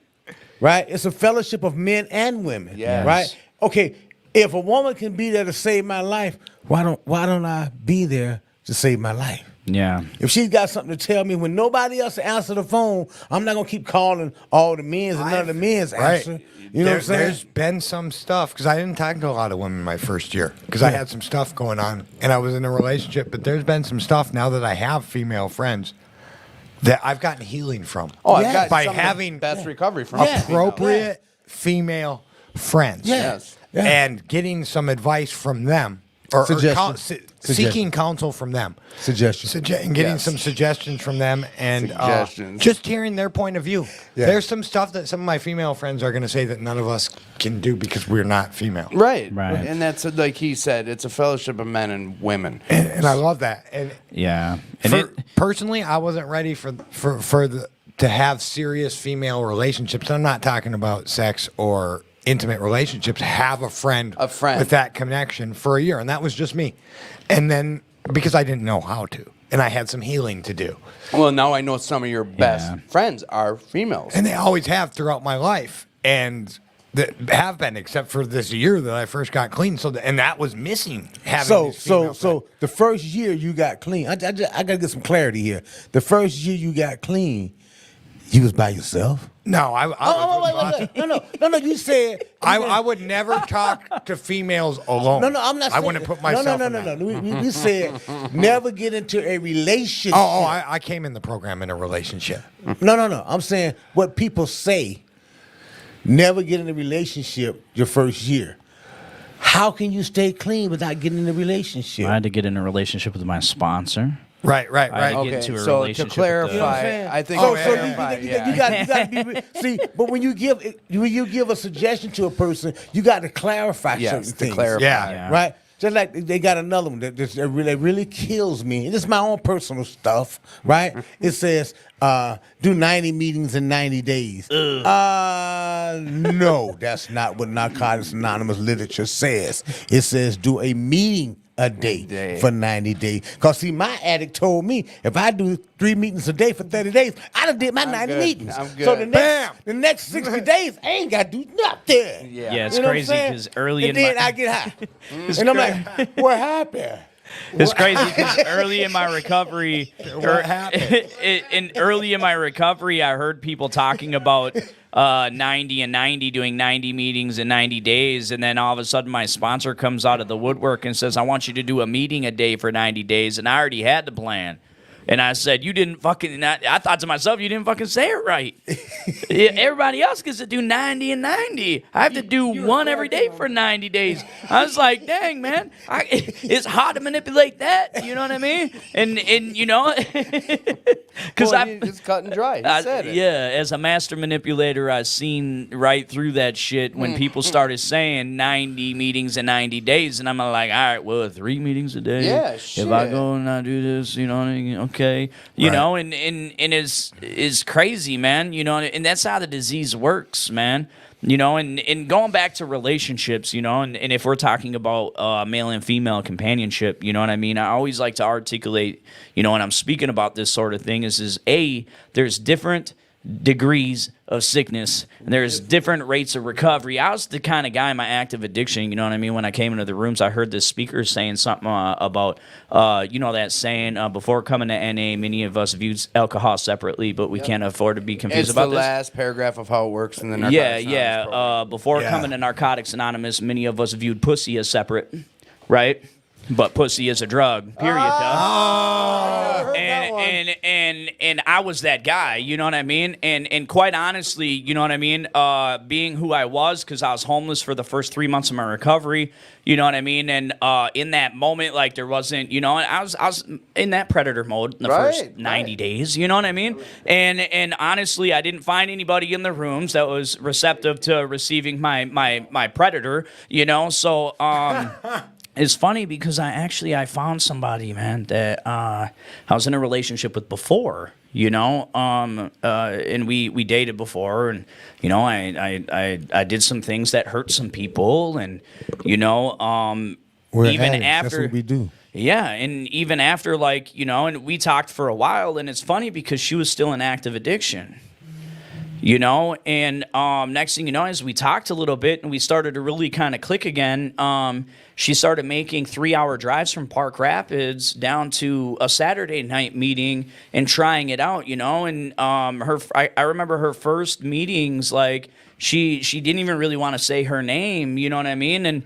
And you want to talk about growth, like, you know, I'm so grateful today that I'm married to her today. Nice. Yes. You know, and our clean dates aren't too far off, you know, like 3 months, you know, and it's amazing, and that's what because when I hear people say you shouldn't be in a relationship in your first year of recovery, I love how the treatment centers work that in there. You know what I mean? Because it's not something that we say. I mean, it's something we say, but that comes out of treatment centers. It doesn't come out of our literature. No. You know, and for me, like if that was a statement that was true, then I probably wouldn't be in the most healthiest, most the most loving and caring relationship I've ever been in my life. Right. You know, and it's crazy because as we're both recovering together, we have stuck together. Right. You know what I mean? And it's not unicorns and rainbows, but it's satisfying. Right. Real satisfying. And you know what? That's what's that up. is your story. Like that Yeah. happens. Like this mentor I talk about, he's with a woman he met in the rooms. They've been married 20 plus years and they're happy. Like it happens. But I adamantly share about, I always talk about this, like with our sponsor, a lot of people, like what I do see a lot of struggles with people in early recovery dealing with sexual relationships. Sexual. Yeah, That's the key. that's what I mean. That's the Yes. key. That's the key. And that's where I do see a lot of stuff happening, enough to the point of where like it scares me away from guy-girl relationships when it comes to Sexual. No, Sexual. Not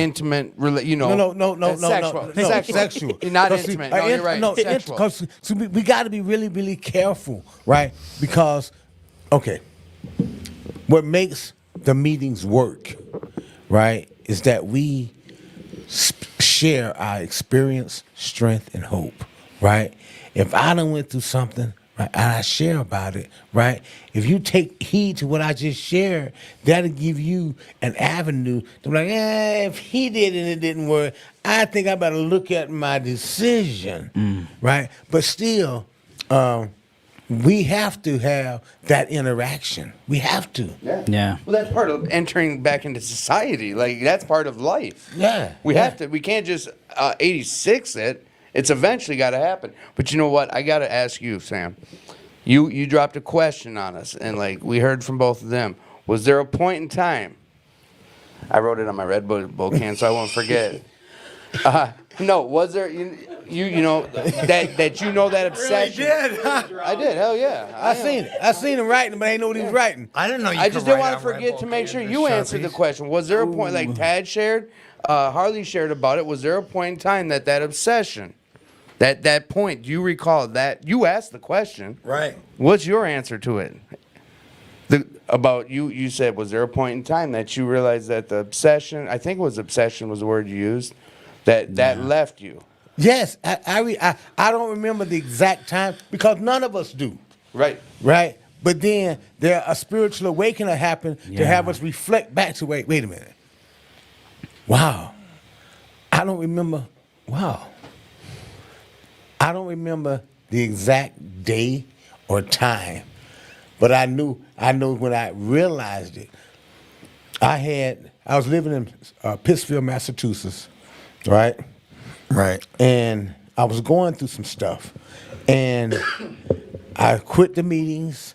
I stepped down from all my commitments and everything, and it's like I start actually doing the steps of relapse, and somebody pointed it out to me. Right? Yeah. I've been there. Yeah, this the behavior, right? See, I didn't relapse, right, when I picked up the dope. Right.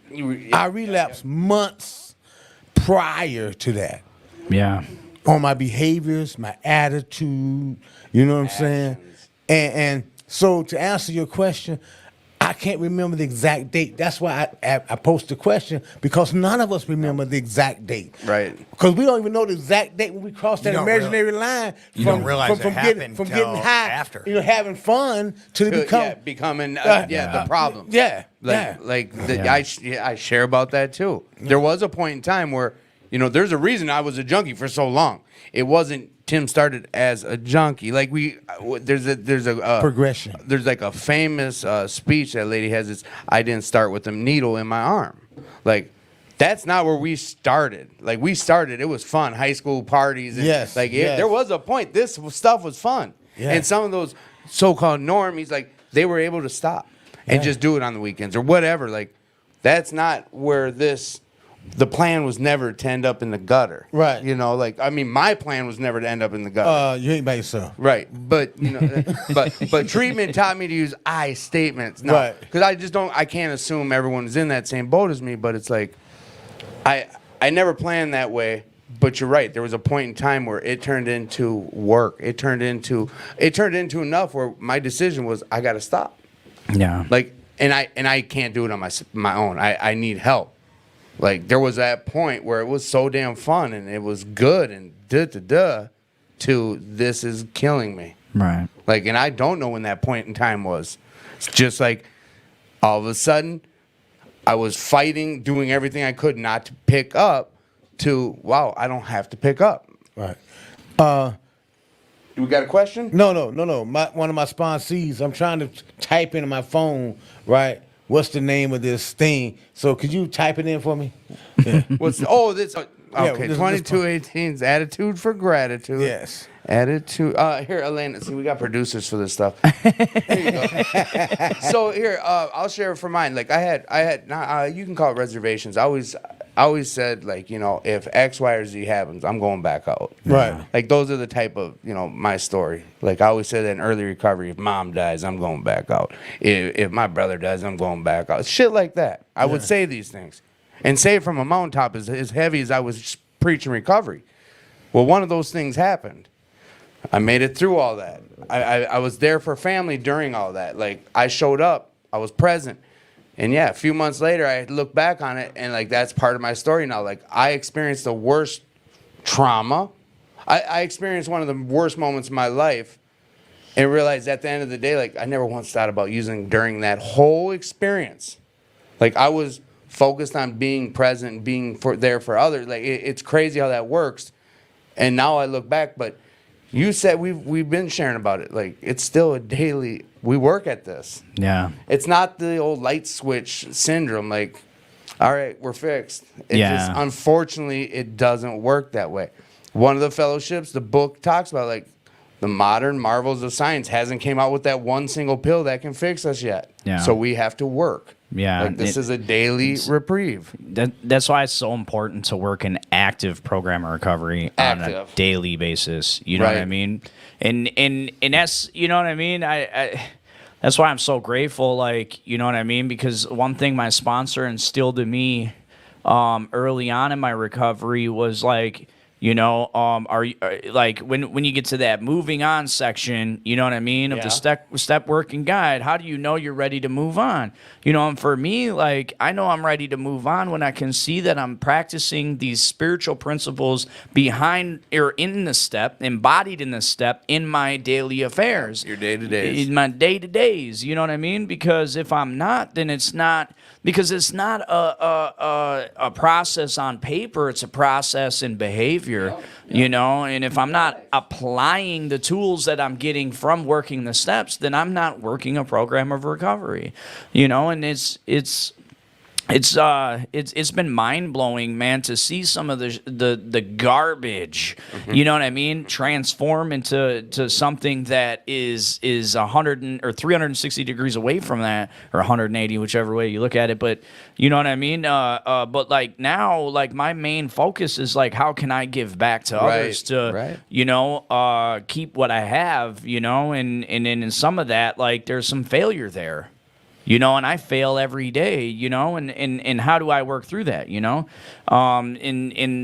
the process of working the steps and being in the solution, living in the solution, has given me an opportunity to just take an inventory, be honest with people, be open-minded to take suggestions, and be willing to make the change. Right. You know what I mean? Because those are the three main spiritual principles that I have to practice on a daily basis. Daily. If I'm not practicing or applying the stuff, then it doesn't work. You know what I mean? And I really wish I could have came into the rooms of Narcotics Way Anonymous earlier. and received the recovery through osmosis, because it really would have been a lot easier for me. But it didn't. It was never going to work that way. Right, You know, right. I figured if I could get around some people that had some recovery under their belt, that would probably either help me out monetarily so I could get my shit together faster, or they could actually point me in the direction where I could quickly get my shit back Right. together. But then here I am sitting here with over 2 years clean, and I still haven't got all my shit together. Right. Because that was my one Really? reservation. That was my one reservation that I found early on in my, not even early in my recovery, you know, and it wasn't until probably a few months ago that I realized that, you know, what would happen if I received everything I wanted right now? It's probably, yeah. I would probably celebrate. That's what Most we do. definitely. That's what we're gonna do. Well, Yeah. and I've shared this a lot of times on here. Is someone in recovery in one of the meetings, like he was really upset. He has 3 years or something, and he shared during Burning Desires. He was like, "I'm doing this, I'm doing that service, I'm helping the newcomer, I'm homeless, I'm donating times, and I still don't have this goal accomplished, this goal." He was just really down, really down. And then someone with, I don't know, 7, 8 years, just kind of, in a way, interrupted this kid during Burning Desires, and he said, and he addressed the whole meeting. He said, "Hey, could I just get a show of hands? Who's not at the place in the recovery they all want to be? Who's not like 90% of the hands went up, like just to show them, like of course we all have goals. We all want to be like." You're never going to just have everything you want in this, but it's every day you got to work at it. It's an every day. Every day you're working at this. Like, and once you're down on yourself for not having everything, like we always want to be further than where we're at. I do. Yeah. Always. Yeah. Like, and I'm not cured. I learned that too. The sooner I was able to accept that fact that I'm not going to be cured. This is cancer in remission, that I'm keeping it in remission. Right. I'm the one who's keeping it in remission. The second I stop taking my meds, which is recovery, I got the cancer full blown again, and hopefully I can live through it. But I'm not taking that chance. Yeah. Right. You Like- know, and we talking about all that, but my thing is this right here. This for me, right? They got some new shit out there now. Yeah. Like I said, I've been clean over 16 years. They got some new stuff. Oh, right? yes. My body have readjusted to where it's supposed to be at, right? And I don't think I can handle this new shit. You know what I'm saying? Especially after 30, 60, 90 days, your body start to heal itself. Right. Right? So if I take an opportunity, and then I think about it, I'm like, I don't know nobody who got no poppy field. I don't know nobody got no airplane. You know, some no processing You know, you're getting some plants. cut up You know what I'm saying? bullshit. So and now I got to go ask Ray Ray now, who I don't even know, get them my money to kill myself. You know what I'm saying? The So- process sounds just asinine. If you say it out loud, Yeah. it's the And that's what I'm stupidest saying. thing. That's what Yeah, I'm saying. We have to do that. Yeah. Like, okay, so I'm gonna work. We all do construction. The three of us Yeah. sitting here, like, we work with our hands we bust our ass to make money. Yes. So then I'm gonna get this money that I worked all week for, give it to a stranger, to get something that I'm not sure exactly what's in that bag, because I'm hearing everyone's dying off something they thought they were using, and then do it. Like, that's stupid. Yeah. Yeah. Speaking of construction. Oh, snap. Like, okay, so real quick with me, like people in my circles, that's not in recovery. In that I've been doing construction since I was 18, 17. You know, I'm 40 now. Been doing it my whole life. Like, someone took a chance on me in recovery. Matter of fact, and he supports us. He's not in the program. Let's say that. He's what we call normal or whatever. He just doesn't have this disease. He checks in. He supports Nathan. Now, he knows my history prior to recovery. The grimy Tim. Like, he took a chance on me. Like, he put me in a position in 1 year in recovery to make 6 figures and be a production manager at a company. Like, that's from the work he saw what I was doing. Like they talk about that. You know, your surroundings see your progression more than yourself. Like we're quick to be like, God dang it, I'm not doing this. I'm not here yet. You're surrounded. You know, when moms is like, you're doing good. You know, when others are telling you you're doing good. Like this Soda Ridge, they took a chance on me. Like they got me. I'm in control of like $40,000-$50,000 projects. Like, here you go, Tim. Psst.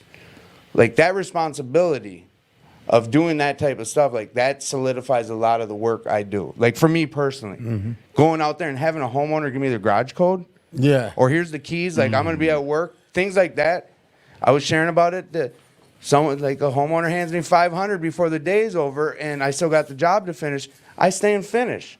5 years ago, you give me $500 at noon. 500? Yeah, At noon. And 12 1 o'clock. I'm out of there. Yeah. I gotta go to lunch. With I gotta go to some lunch. store, yeah. Yeah, I gotta go to lunch. And you're not seeing me. And hopefully all your shit's still in the garage. Yeah. That's why I don't even bring the checks to the job. Right. Well, They pick them up after. Well, They're gonna have to drive.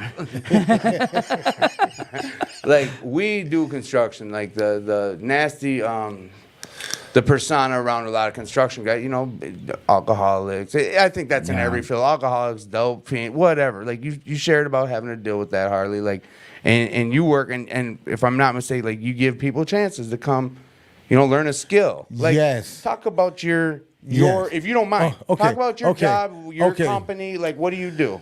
Okay, I've been blessed, right? I have, my company is called DNS Properties. Okay. And Rental Property. I not only have an operation here, I have one in Massachusetts. Okay. All right. So God have blessed me, and I give a lot of recovering addicts a chance to give them the opportunity to Learn a skill. not only learn a skill, but see what I tell them is, once I teach you how to do this right here, you don't have your family don't have to call another contractor to do it when you're able to do it. Right. Multiple facets. You know what I'm saying? Yeah. And so I was offered a position with Emerge, right? They would send me the people to train, right? And they would pay them. Okay. You know what I'm saying? We did this program when I first moved to Minnesota for like 3 years. I was training guys like crazy, which was a free labor. Right. You know what I'm saying? Just to learn a skill. Just to learn the skill. Right. I give them the knowledge to learn the skill, and they paid them by the check every week. I just had to sign it. Okay. They turn it in, but I got people right now that I'm helping, right? And just because I got clean, I didn't get stupid. You know what I'm saying? Or naive. No, stupid, right? Because I got this one guy, man. You know, I love him to death as a person, right? But I'm not stupid. Right. I know the ins and outs of getting high. I know how heroin makes you act. I know how meth makes you act. I know how crack makes you act. I know how alcohol and all the other I know how they act. 'Cause, you know, that's what we did. That's what I do. I got high, right? And I can go to any city when I was using, stand at the bus stop, and just look at, okay, they doing heroin. I don't mess with them folks. Okay, they doing, but now they got the new stuff. But anyway, I just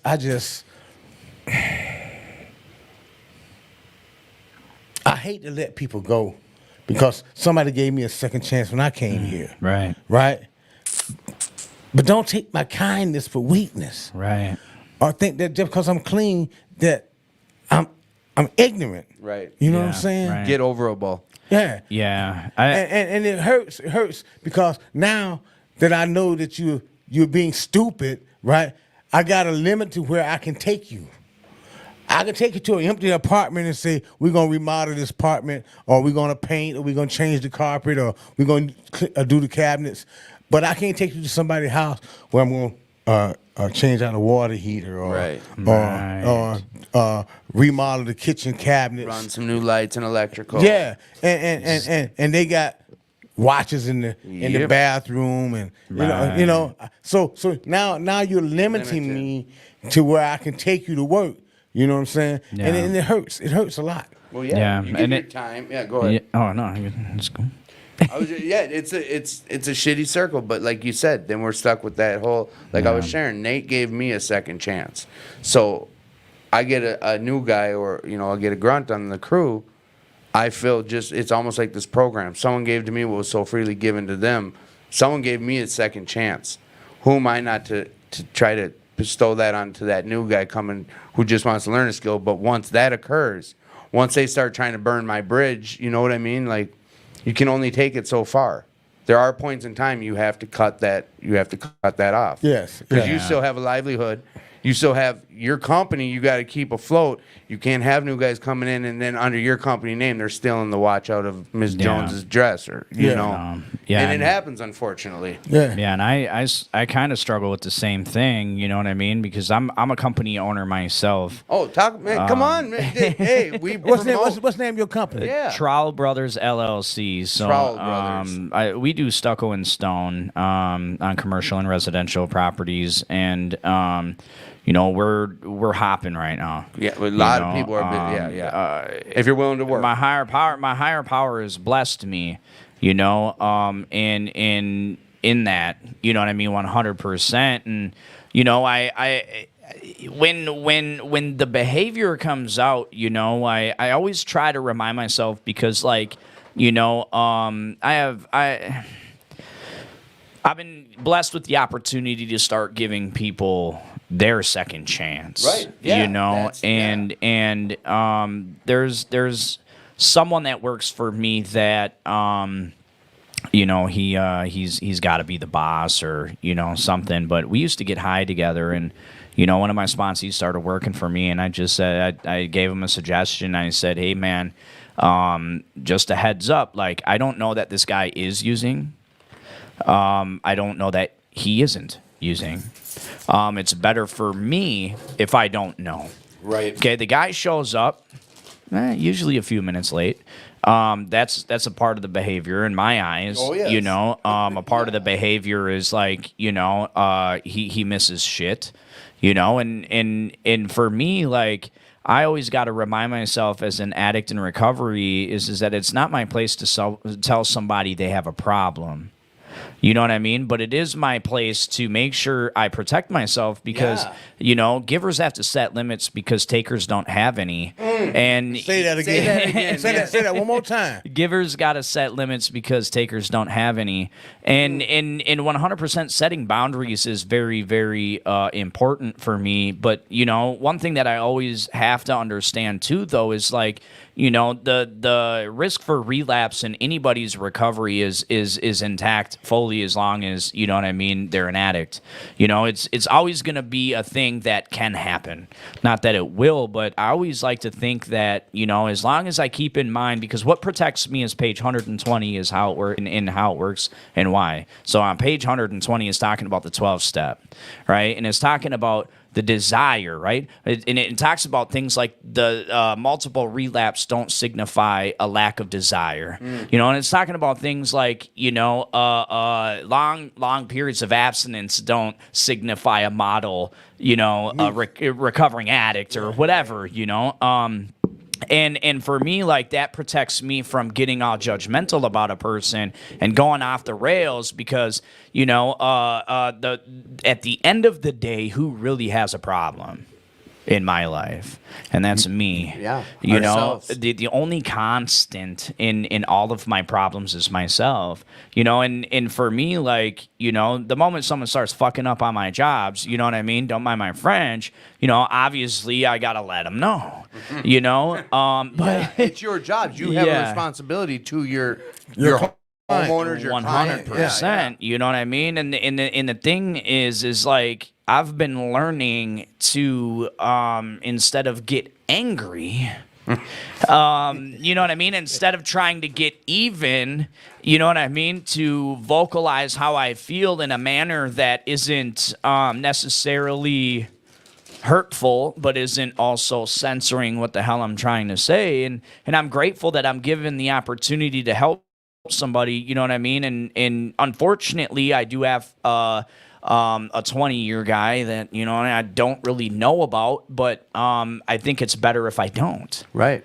You know, and then I got a sponsee that's working for me too, and I told him right off the rip that, like, you know, please don't be taking lunch with that guy alone. Like, you know, Safety. yeah, 100%, because I don't want to put anybody in a position, right? And I really depend on this other guy because, you know, I don't have anybody else to really do it, Right. you know? And at the end of the day, it's like, okay, well, it's me who has a problem. Right. Right.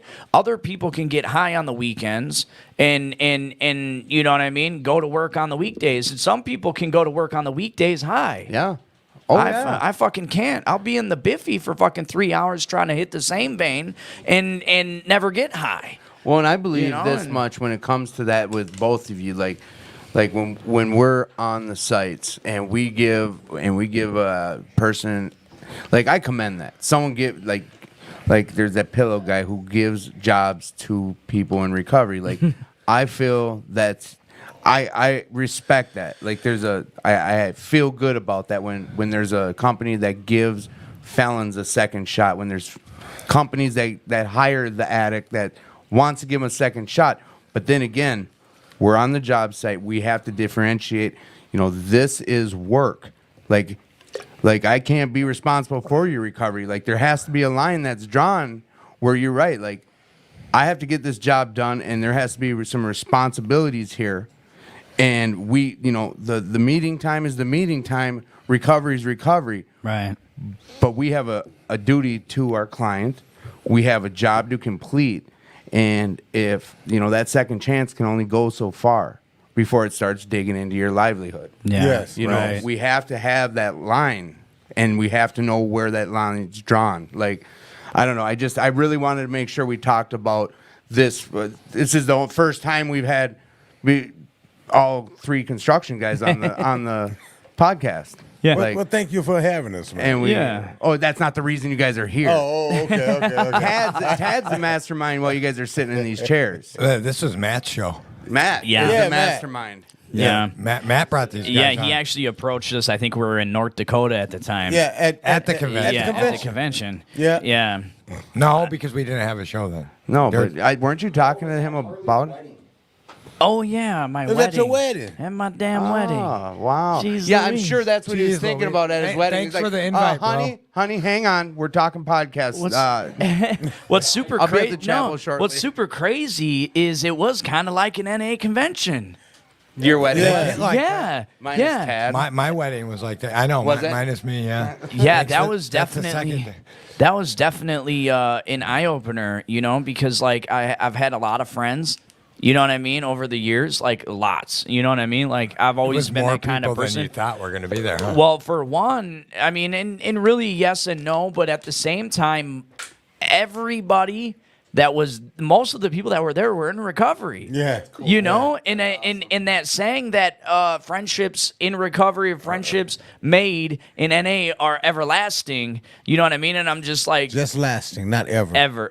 lasting. Just lasting. Sorry. Just lasting. Good Uh, correction. lasting. Yeah. Thank you. In city. He know I'm going to correct him if he's wrong. Hey, 100%. That's what we're here for, right? Yeah. Yeah. I gotta be open to, you know, learn some new stuff all the time. You know what I mean? But yeah, I'm definitely grateful to be here and to be able to, you know, share some experience, strength, and hope, and give it away as free as everybody gave it to me when I first Right. came here. You know, because if I had to buy some tickets, Just like work. We do the same recovery So, like work. Ted, Did you Ted, go ahead. let's get into gratitude. Oh, you know, speaking of that, before we do, there's this something called Gratitude Cafe. Cut the promo. Cut all the promos. Gratitude Cafe, and I'm not sure if you guys are hip to this, but on Fridays, for $5 here at 2218, you get a plate of food like this, homemade. Every week it's something different. Jane comes up with Tater these tot hot dish today. phenomenal dinners. Like it's like you get two big portions of whatever. $5 Yeah. suggested donation. Suggested, yes. And then you get a dessert, a vegetable, a coffee. What you're getting filled up for $5. It's the business, and it's here at 2218 on Fridays. Like, What's the come take time? What's the advantage. time? like 6 o'clock. At 5. 5 is when it opens. If you get here at 6, you will miss the food. It will all be sold out, So it and is you'll be getting- upset. okay, they're getting more and more people. It's It's been popping sold off. out every Friday. Really? By the time, like, So be Rob first didn't in get no line. food today. Oh, Robbie. Now, don't worry. You shared? No, I bought all the sweets that were left and forced him to eat them. I've been doing that the last couple weeks, like buying him sweet because he's real big on I can't eat cake because Yeah, I got to work yeah. out. Oh, I can't. So I've just been shoving sweets in his face. I'm a bad person. So basically at 2218, like I said, there's so many facets to this place. Like they feed you for like a suggested $5. Like, come on. And then, on the other hand, we also have a club here. Like, the lights stay on. Like, it's an old building. We're doing a lot of upgrades and making it more presentable for any newcomers that walk through the door. There's tons of meetings here, tons of positions for volunteer work, front desk, security. Just there's so much to do here, and everyone is welcome to come here and be a volunteer. If you're able to donate, donations are highly encouraged. If it's able to be donated, come donate. Yeah, come on, to the check club. it out if you want to. If you want to be a volunteer, Ride for come Recovery, here, rap come battles. here, fill out a Rap form. battles. Oh, there's Are a you, rap battle. are you in the rap battle? I am the featured act, son. Oh my That's God! not true. Yeah, That's not son. true. That's not true. That's a lie. Hey, That's new a lie. daddy. Tim's in his disease right now, lying out here live on air. All right, we're gonna be I used to we're drive moving a- on now. Hey, the hey, link Tim. will be in. We're running behind. We're Tim. moving So, on. you know what? So right Can I now ask we're you a gonna, quick question? Make it quick. Yeah, who's your sponsor? A guy named Eye Candy. So real quick, Harley, what are you grateful for this week? What am I grateful for? I'm grateful to the Fellowship of Narcotics Anonymous for bringing me back to a personalized relationship with a caring and loving God. That's what I'm grateful for. Awesome. Elena, what are you grateful for this week? I'm grateful for everything. Yeah. Everything that recovery brings me. nice. That's it. Just everything. We love that. Sam, tell us what you're grateful for this week. To be sitting here with you guys. Amen. Say man. No, really, man. Oh man, it's a beautiful thing to be asked to share at this platform. Because for me, I've never been asked to share at a convention, right? I've only been asked to share at a meeting. You know what I'm saying? And that's why I do my best work, because I'm actually interacting with that person or that individual. Right. You know what I'm saying? So I'm grateful, man, to be sitting here. And this is the first for me. You know? Glad you're here. This How'd it won't be go? the last. How'd you like it? I'm still scared shitless. We're in the last 10 minutes, so 8 minutes. We killed it. You killed it. did we You get two did we, killed did it. we get Maddie? No. What are you grateful for, Matt? Oh, I got the business about that earlier. Go ahead, grab that mic, Chachi. We picked him up without a mic. That was weird. Yeah. This week, I'm grateful to find out that I'm having a healthy, beautiful baby girl. Hey, Lord, Yeah. Lord. is that something you're grateful for too, Unky? Hey, yeah, I'm grateful for that too. Unky. Definitely 100%. Definitely 100%. Aaron Uncle business. Harley. Uncle Harley. So, Tad. I could have took that shot. and I let know, you- I so- was waiting. So, what are you grateful for, Tim? Oh, you shit. You dirty shit. My mother, I am so grateful. You know what? She gave me, like, second chances. We were talking about that. Like, who's the number one thing we usually burn in our active addiction is family. That's the first bridge I've always burnt was family. Like, they're the ones who love us the most and the ones we hurt the most. Yeah. And it's like, I came to my mom for something and like there wasn't even a hesitation and she was there for me, and even if she wasn't, like, she still was. I don't know how to even, without going into airing out too much business, like, I am so goddamn grateful for my mother and father and my family that I have. And I say it every week, but I cherish the moments I have with my family. They're there for me, and like, they are my biggest cheerleaders. I love them, as well as you guys being here. Like, I'm grateful you guys are here tonight. Really, there's nothing short of like higher power situation that you guys are here. I can tell you that right now. Right. My construction guys, like, it was good. So, Tad, what are you grateful for this week? I ain't grateful for no, that's a lie. Oh, okay. Volleyball. I heard they called volleyball off, so you're good. You didn't miss nothing tonight. They said you weren't showing. They're not having it. Yeah. What are you grateful for? I wasn't gonna go tonight. I was gonna go every other, but now well, anyways, off air shit. So I'm grateful for my recovery family, 3 of them in particular who showed up on Monday to help me move. Those 3 guys. Give them plugs. And Murdoch, Matt, my friend, and Samantha.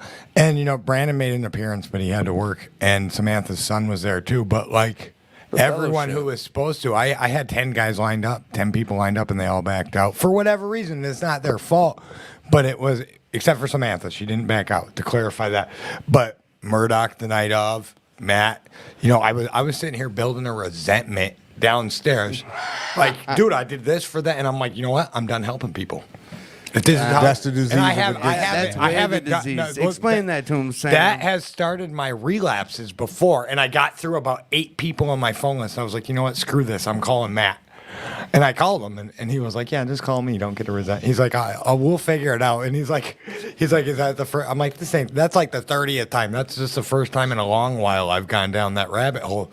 So I'm grateful I have people in recovery that help me out and can listen to me and help me get through that type of shit. Because that was the start of every relapse prior to this recovery. Yeah. Was I help all these people and they don't help me, and it gets me in that self-centered mode again. Yeah. That's not why I help That people. poor me syndrome. Yeah, Poor me. I don't help Yeah. people. We're good at some poor me's. That's So- why I'm glad I was presented with the opportunity to hear the saying, resentments are like drinking poison and expecting somebody else to die. So we got a couple more things. We got a buzzer beater, but first I want to talk about next week's show. What's going on next week? Next week we're gonna have some surprise guests showing up, and Just surprise. Okay. Because I don't want to. I'm. It's I've Tim's got- show. Tim's yes, planning next week's But show. Tad, you know what? Yes, it's all. we might it's have a surprise host too, depending upon. Yeah, you know what? I think one of the guys from tonight might even be back next week. We'll play it by ear, but you know what? Here's the best way: is stick to the 2218 page. It's gonna be posted by Wednesday. Word to big bird. We've got a good show next week. I just don't want to, unless I got the hard confirmation. We've already learned the hard way with saying that yes, they'll be here. So yes, next week's gonna be. Absolutely. All you need to know is I'm gonna be here. So the numbers will be blowing up. I want to read a couple gratefuls before we go into. That's a great thing. So Brandon says, I'm grateful that there is a higher power over more powerful than my disease. And then Linnea, who may or may not be connected. There are a couple people in this room. Linnea, damn it. No. I always call your sister the wrong name. Yeah. I'm grateful for everything good and bad in my life because everything has brought me to where I'm at. I feel like she's talking about you. No. I'm just kidding. All right, so moving right along and ignore. We're gonna go into today's buzzer beater, and you got one? I had one. I'm but gonna go- explain. By a listener to the podcast, brought to you by one Izzy Schwartz. Oh. Izzy, thank you, Izzy. Her buzzer beater for tonight is what keeps your recovery fresh. Whatever comes to your mind right away. Yep. Sam, Sam. what keeps your recovery fresh? Change. Change. Harley, what keeps your recovery fresh? Talking to my sponsor. Elena, what keeps your recovery fresh? Mine was changed. Okay, change. Matt, what keeps your recovery fresh? Honesty. His was honesty. Tad, what keeps your recovery Compassion. fresh? Tim, what keeps your recovery fresh? Showing up. All right, that was great. Did I just say showing up? I don't You even know what I did. said. You just show up. That's a buzzer beater. That seems that was a very Tim answer. Yeah, that's a buzzer beater. So I got Realistically, next week I we're got probably one. going to have a person who's what you would call not in the program, and probably someone who Yeah, that is. was kind of your plan. Yeah, it is. Okay. I just have to get a hard confirmation. Okay, and either way, we'll have a special guest that's not a guest or a host. Yeah. If I'm here, you know, No, I thought you were going to. if I'm here for some reason, he wants to sit and watch. Yeah, we might have 5 or 6 people on the show Yeah. next week. So, you go. anyways, Yeah. I have a buzzer beater. Let's hear it. 'Cause, you know, we got time. I'll make time. You know, I'm the executive producer. I can just say we go. Toot over. your own horn. No, I'm just saying. So my buzzer beater is minus money, minus all obstacles, if you could change careers and follow any dream, and we're pretending we have unlimited money, all that stuff, what would it be, Tim? Actor. Okay. Harley. Professional gamer. Nice. You already do that. Do you get paid to game? No comment. All right. So what Yes, else I would do. it be? Yes, I do, What else would it be? I honestly, I don't know. I'll tell you the truth. I'd probably be a stand-up comedian. Now you're talking. That would have been my other one.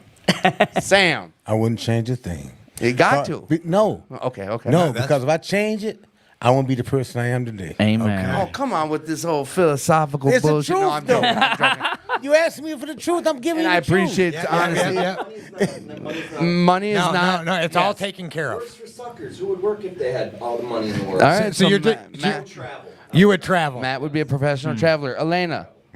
I would still stay in healthcare, but I'd further my education. Okay. So you'd be a doctor? Yeah. Head of medicine. Tad, what would you do? This right here. Professional 24/7 radio network for recovery. Well, that's what we're going to be doing. Yeah, that's my dream. Like that's our business. That's my dream. But we'd have money, and we have to quit doing That's the everything only else. problem. Like we can't do it because we don't have the funds yet. They're coming. Oh, so can we start promoting that yet? Like, here, give me money so we can start our own 24/7 podcast. Oh Okay. boy. And All we right. we'll have multiple guests. We can't get into that yet. Yeah, someday. All right. Hey, I want to thank our guests on Yes. the show. Sam, thank you so much for It's coming. my pleasure. It's Hey, my pleasure. This was awesome, Sam. Can I ask one question? Do you guys got like a Cash App or a Venmo people can donate to? We do. For now, we're donating right to 2218, and it Okay. goes to the club. And you and can it say goes this is to for the club. podcast on the notes, and then they know. And if we need upgrades for stuff, Yes. that's fine. But right now, we're pretty well. We're okay. The podcast, yeah, we've got decent equipment. I mean, I'm actually going to get my friend Harley in here to look and see what we can do to take the next we thing. just upgraded from those Dixie cups with a string in it, so we're good. Like we're doing a cup. We did this for you because we heard you were a pro gamer and you were going to snub us with the Dixie cups. Pro. We also want to thank Harley, of course. I know I've given him a lot of hard time, but dude, it's been great having you. Dude, it's all cool. Did you think when we were smoking meth in a basement 20 years ago that you and I would be at the world's oldest Alamo Club talking about recovery and being clean? Not for the slightest, bro. Hey, even early in my recovery, I didn't think I'd be sharing anything with anybody. So you know, Higher power shit. still a selfish ass motherfucker, but yeah, From Blaine to 2218. yeah, Hello. right. Don't block a blessing. Yeah, Izzy's thankful for life kicking her ass. Nice. That's your wife, right? That is my Yeah, wife. that's Yes, his wife. that's my wife. Shout out to the support. Thank you. You know what? We haven't done it in a while, but you know what? Yeah, give shout outs before we we got go. shout outs from Brandon, Nathaniel, Trey, Lene, Brian. Amber, Brian, Izzy, Papa Bird, Nathan Hansen. Hey, don't forget about Kyle. He had a lot of comments. Kyle, oh, yeah, he's going to be Kyle. on the show coming up soon, right? Hey, I want to give you a shout out, Kyle. I know you're doing hard time on house arrest, but we're here for you, Yes. and we Yeah. love you, and I miss you, brother. Samantha, Keith, Mama Fern, TZ, Matthew, Cross. We got, geez, you know what? We got so many shout outs to give everyone who has checked in. This show doesn't work without you. We are grateful for you. Matt's Nathan coming up on the Hansen. show in 2 weeks. He is. Yep. Yes. Him and the other Matt. It's a Matt and Matt. It's a Matt and Matt. Maybe I should just take off so Matt can host. Yep, and then there'll be Matt, and Matt, and then Well, you can call me Matt. I used to be called Matt. yes. Your sponsor, the guy at the house, and then like you could be a guest host, and it could be the three Matts. I could. 3 Matts and a T. 3 Masketeers. Yeah. I know. I'll buy a brand new mat for the room. I'm going to paint my bike black matte You'll be busy at the Matt production Black. meeting. Black. Is that what you said? because we put down the crack. All right, we're not doing Got a that. big Yeah. ball set. We're not doing that. Hey. I got a long day at work. I don't need nightmares about Timmy keeping me up. Hey, after Timmy I Loose got Legs. my multiple year key tag in Narcotics Anonymous, which is black, I did keep coming back. So that saying is wrong. Oh, no, that saying's big. You know the whole one. Oh, yeah. is it? Once let's hear once it. you go, No, this whole one. When you collect that, you. Oh can't- yeah, don't because say you anything kept- offensive. Don't say anything offensive though. Oh no. We've been no, having a yeah, I whole- was alluding to it, and No, I apologize. No, break No. it. Go ahead. Okay. The black key tag is a multiple years. Yep. Okay, keep coming back.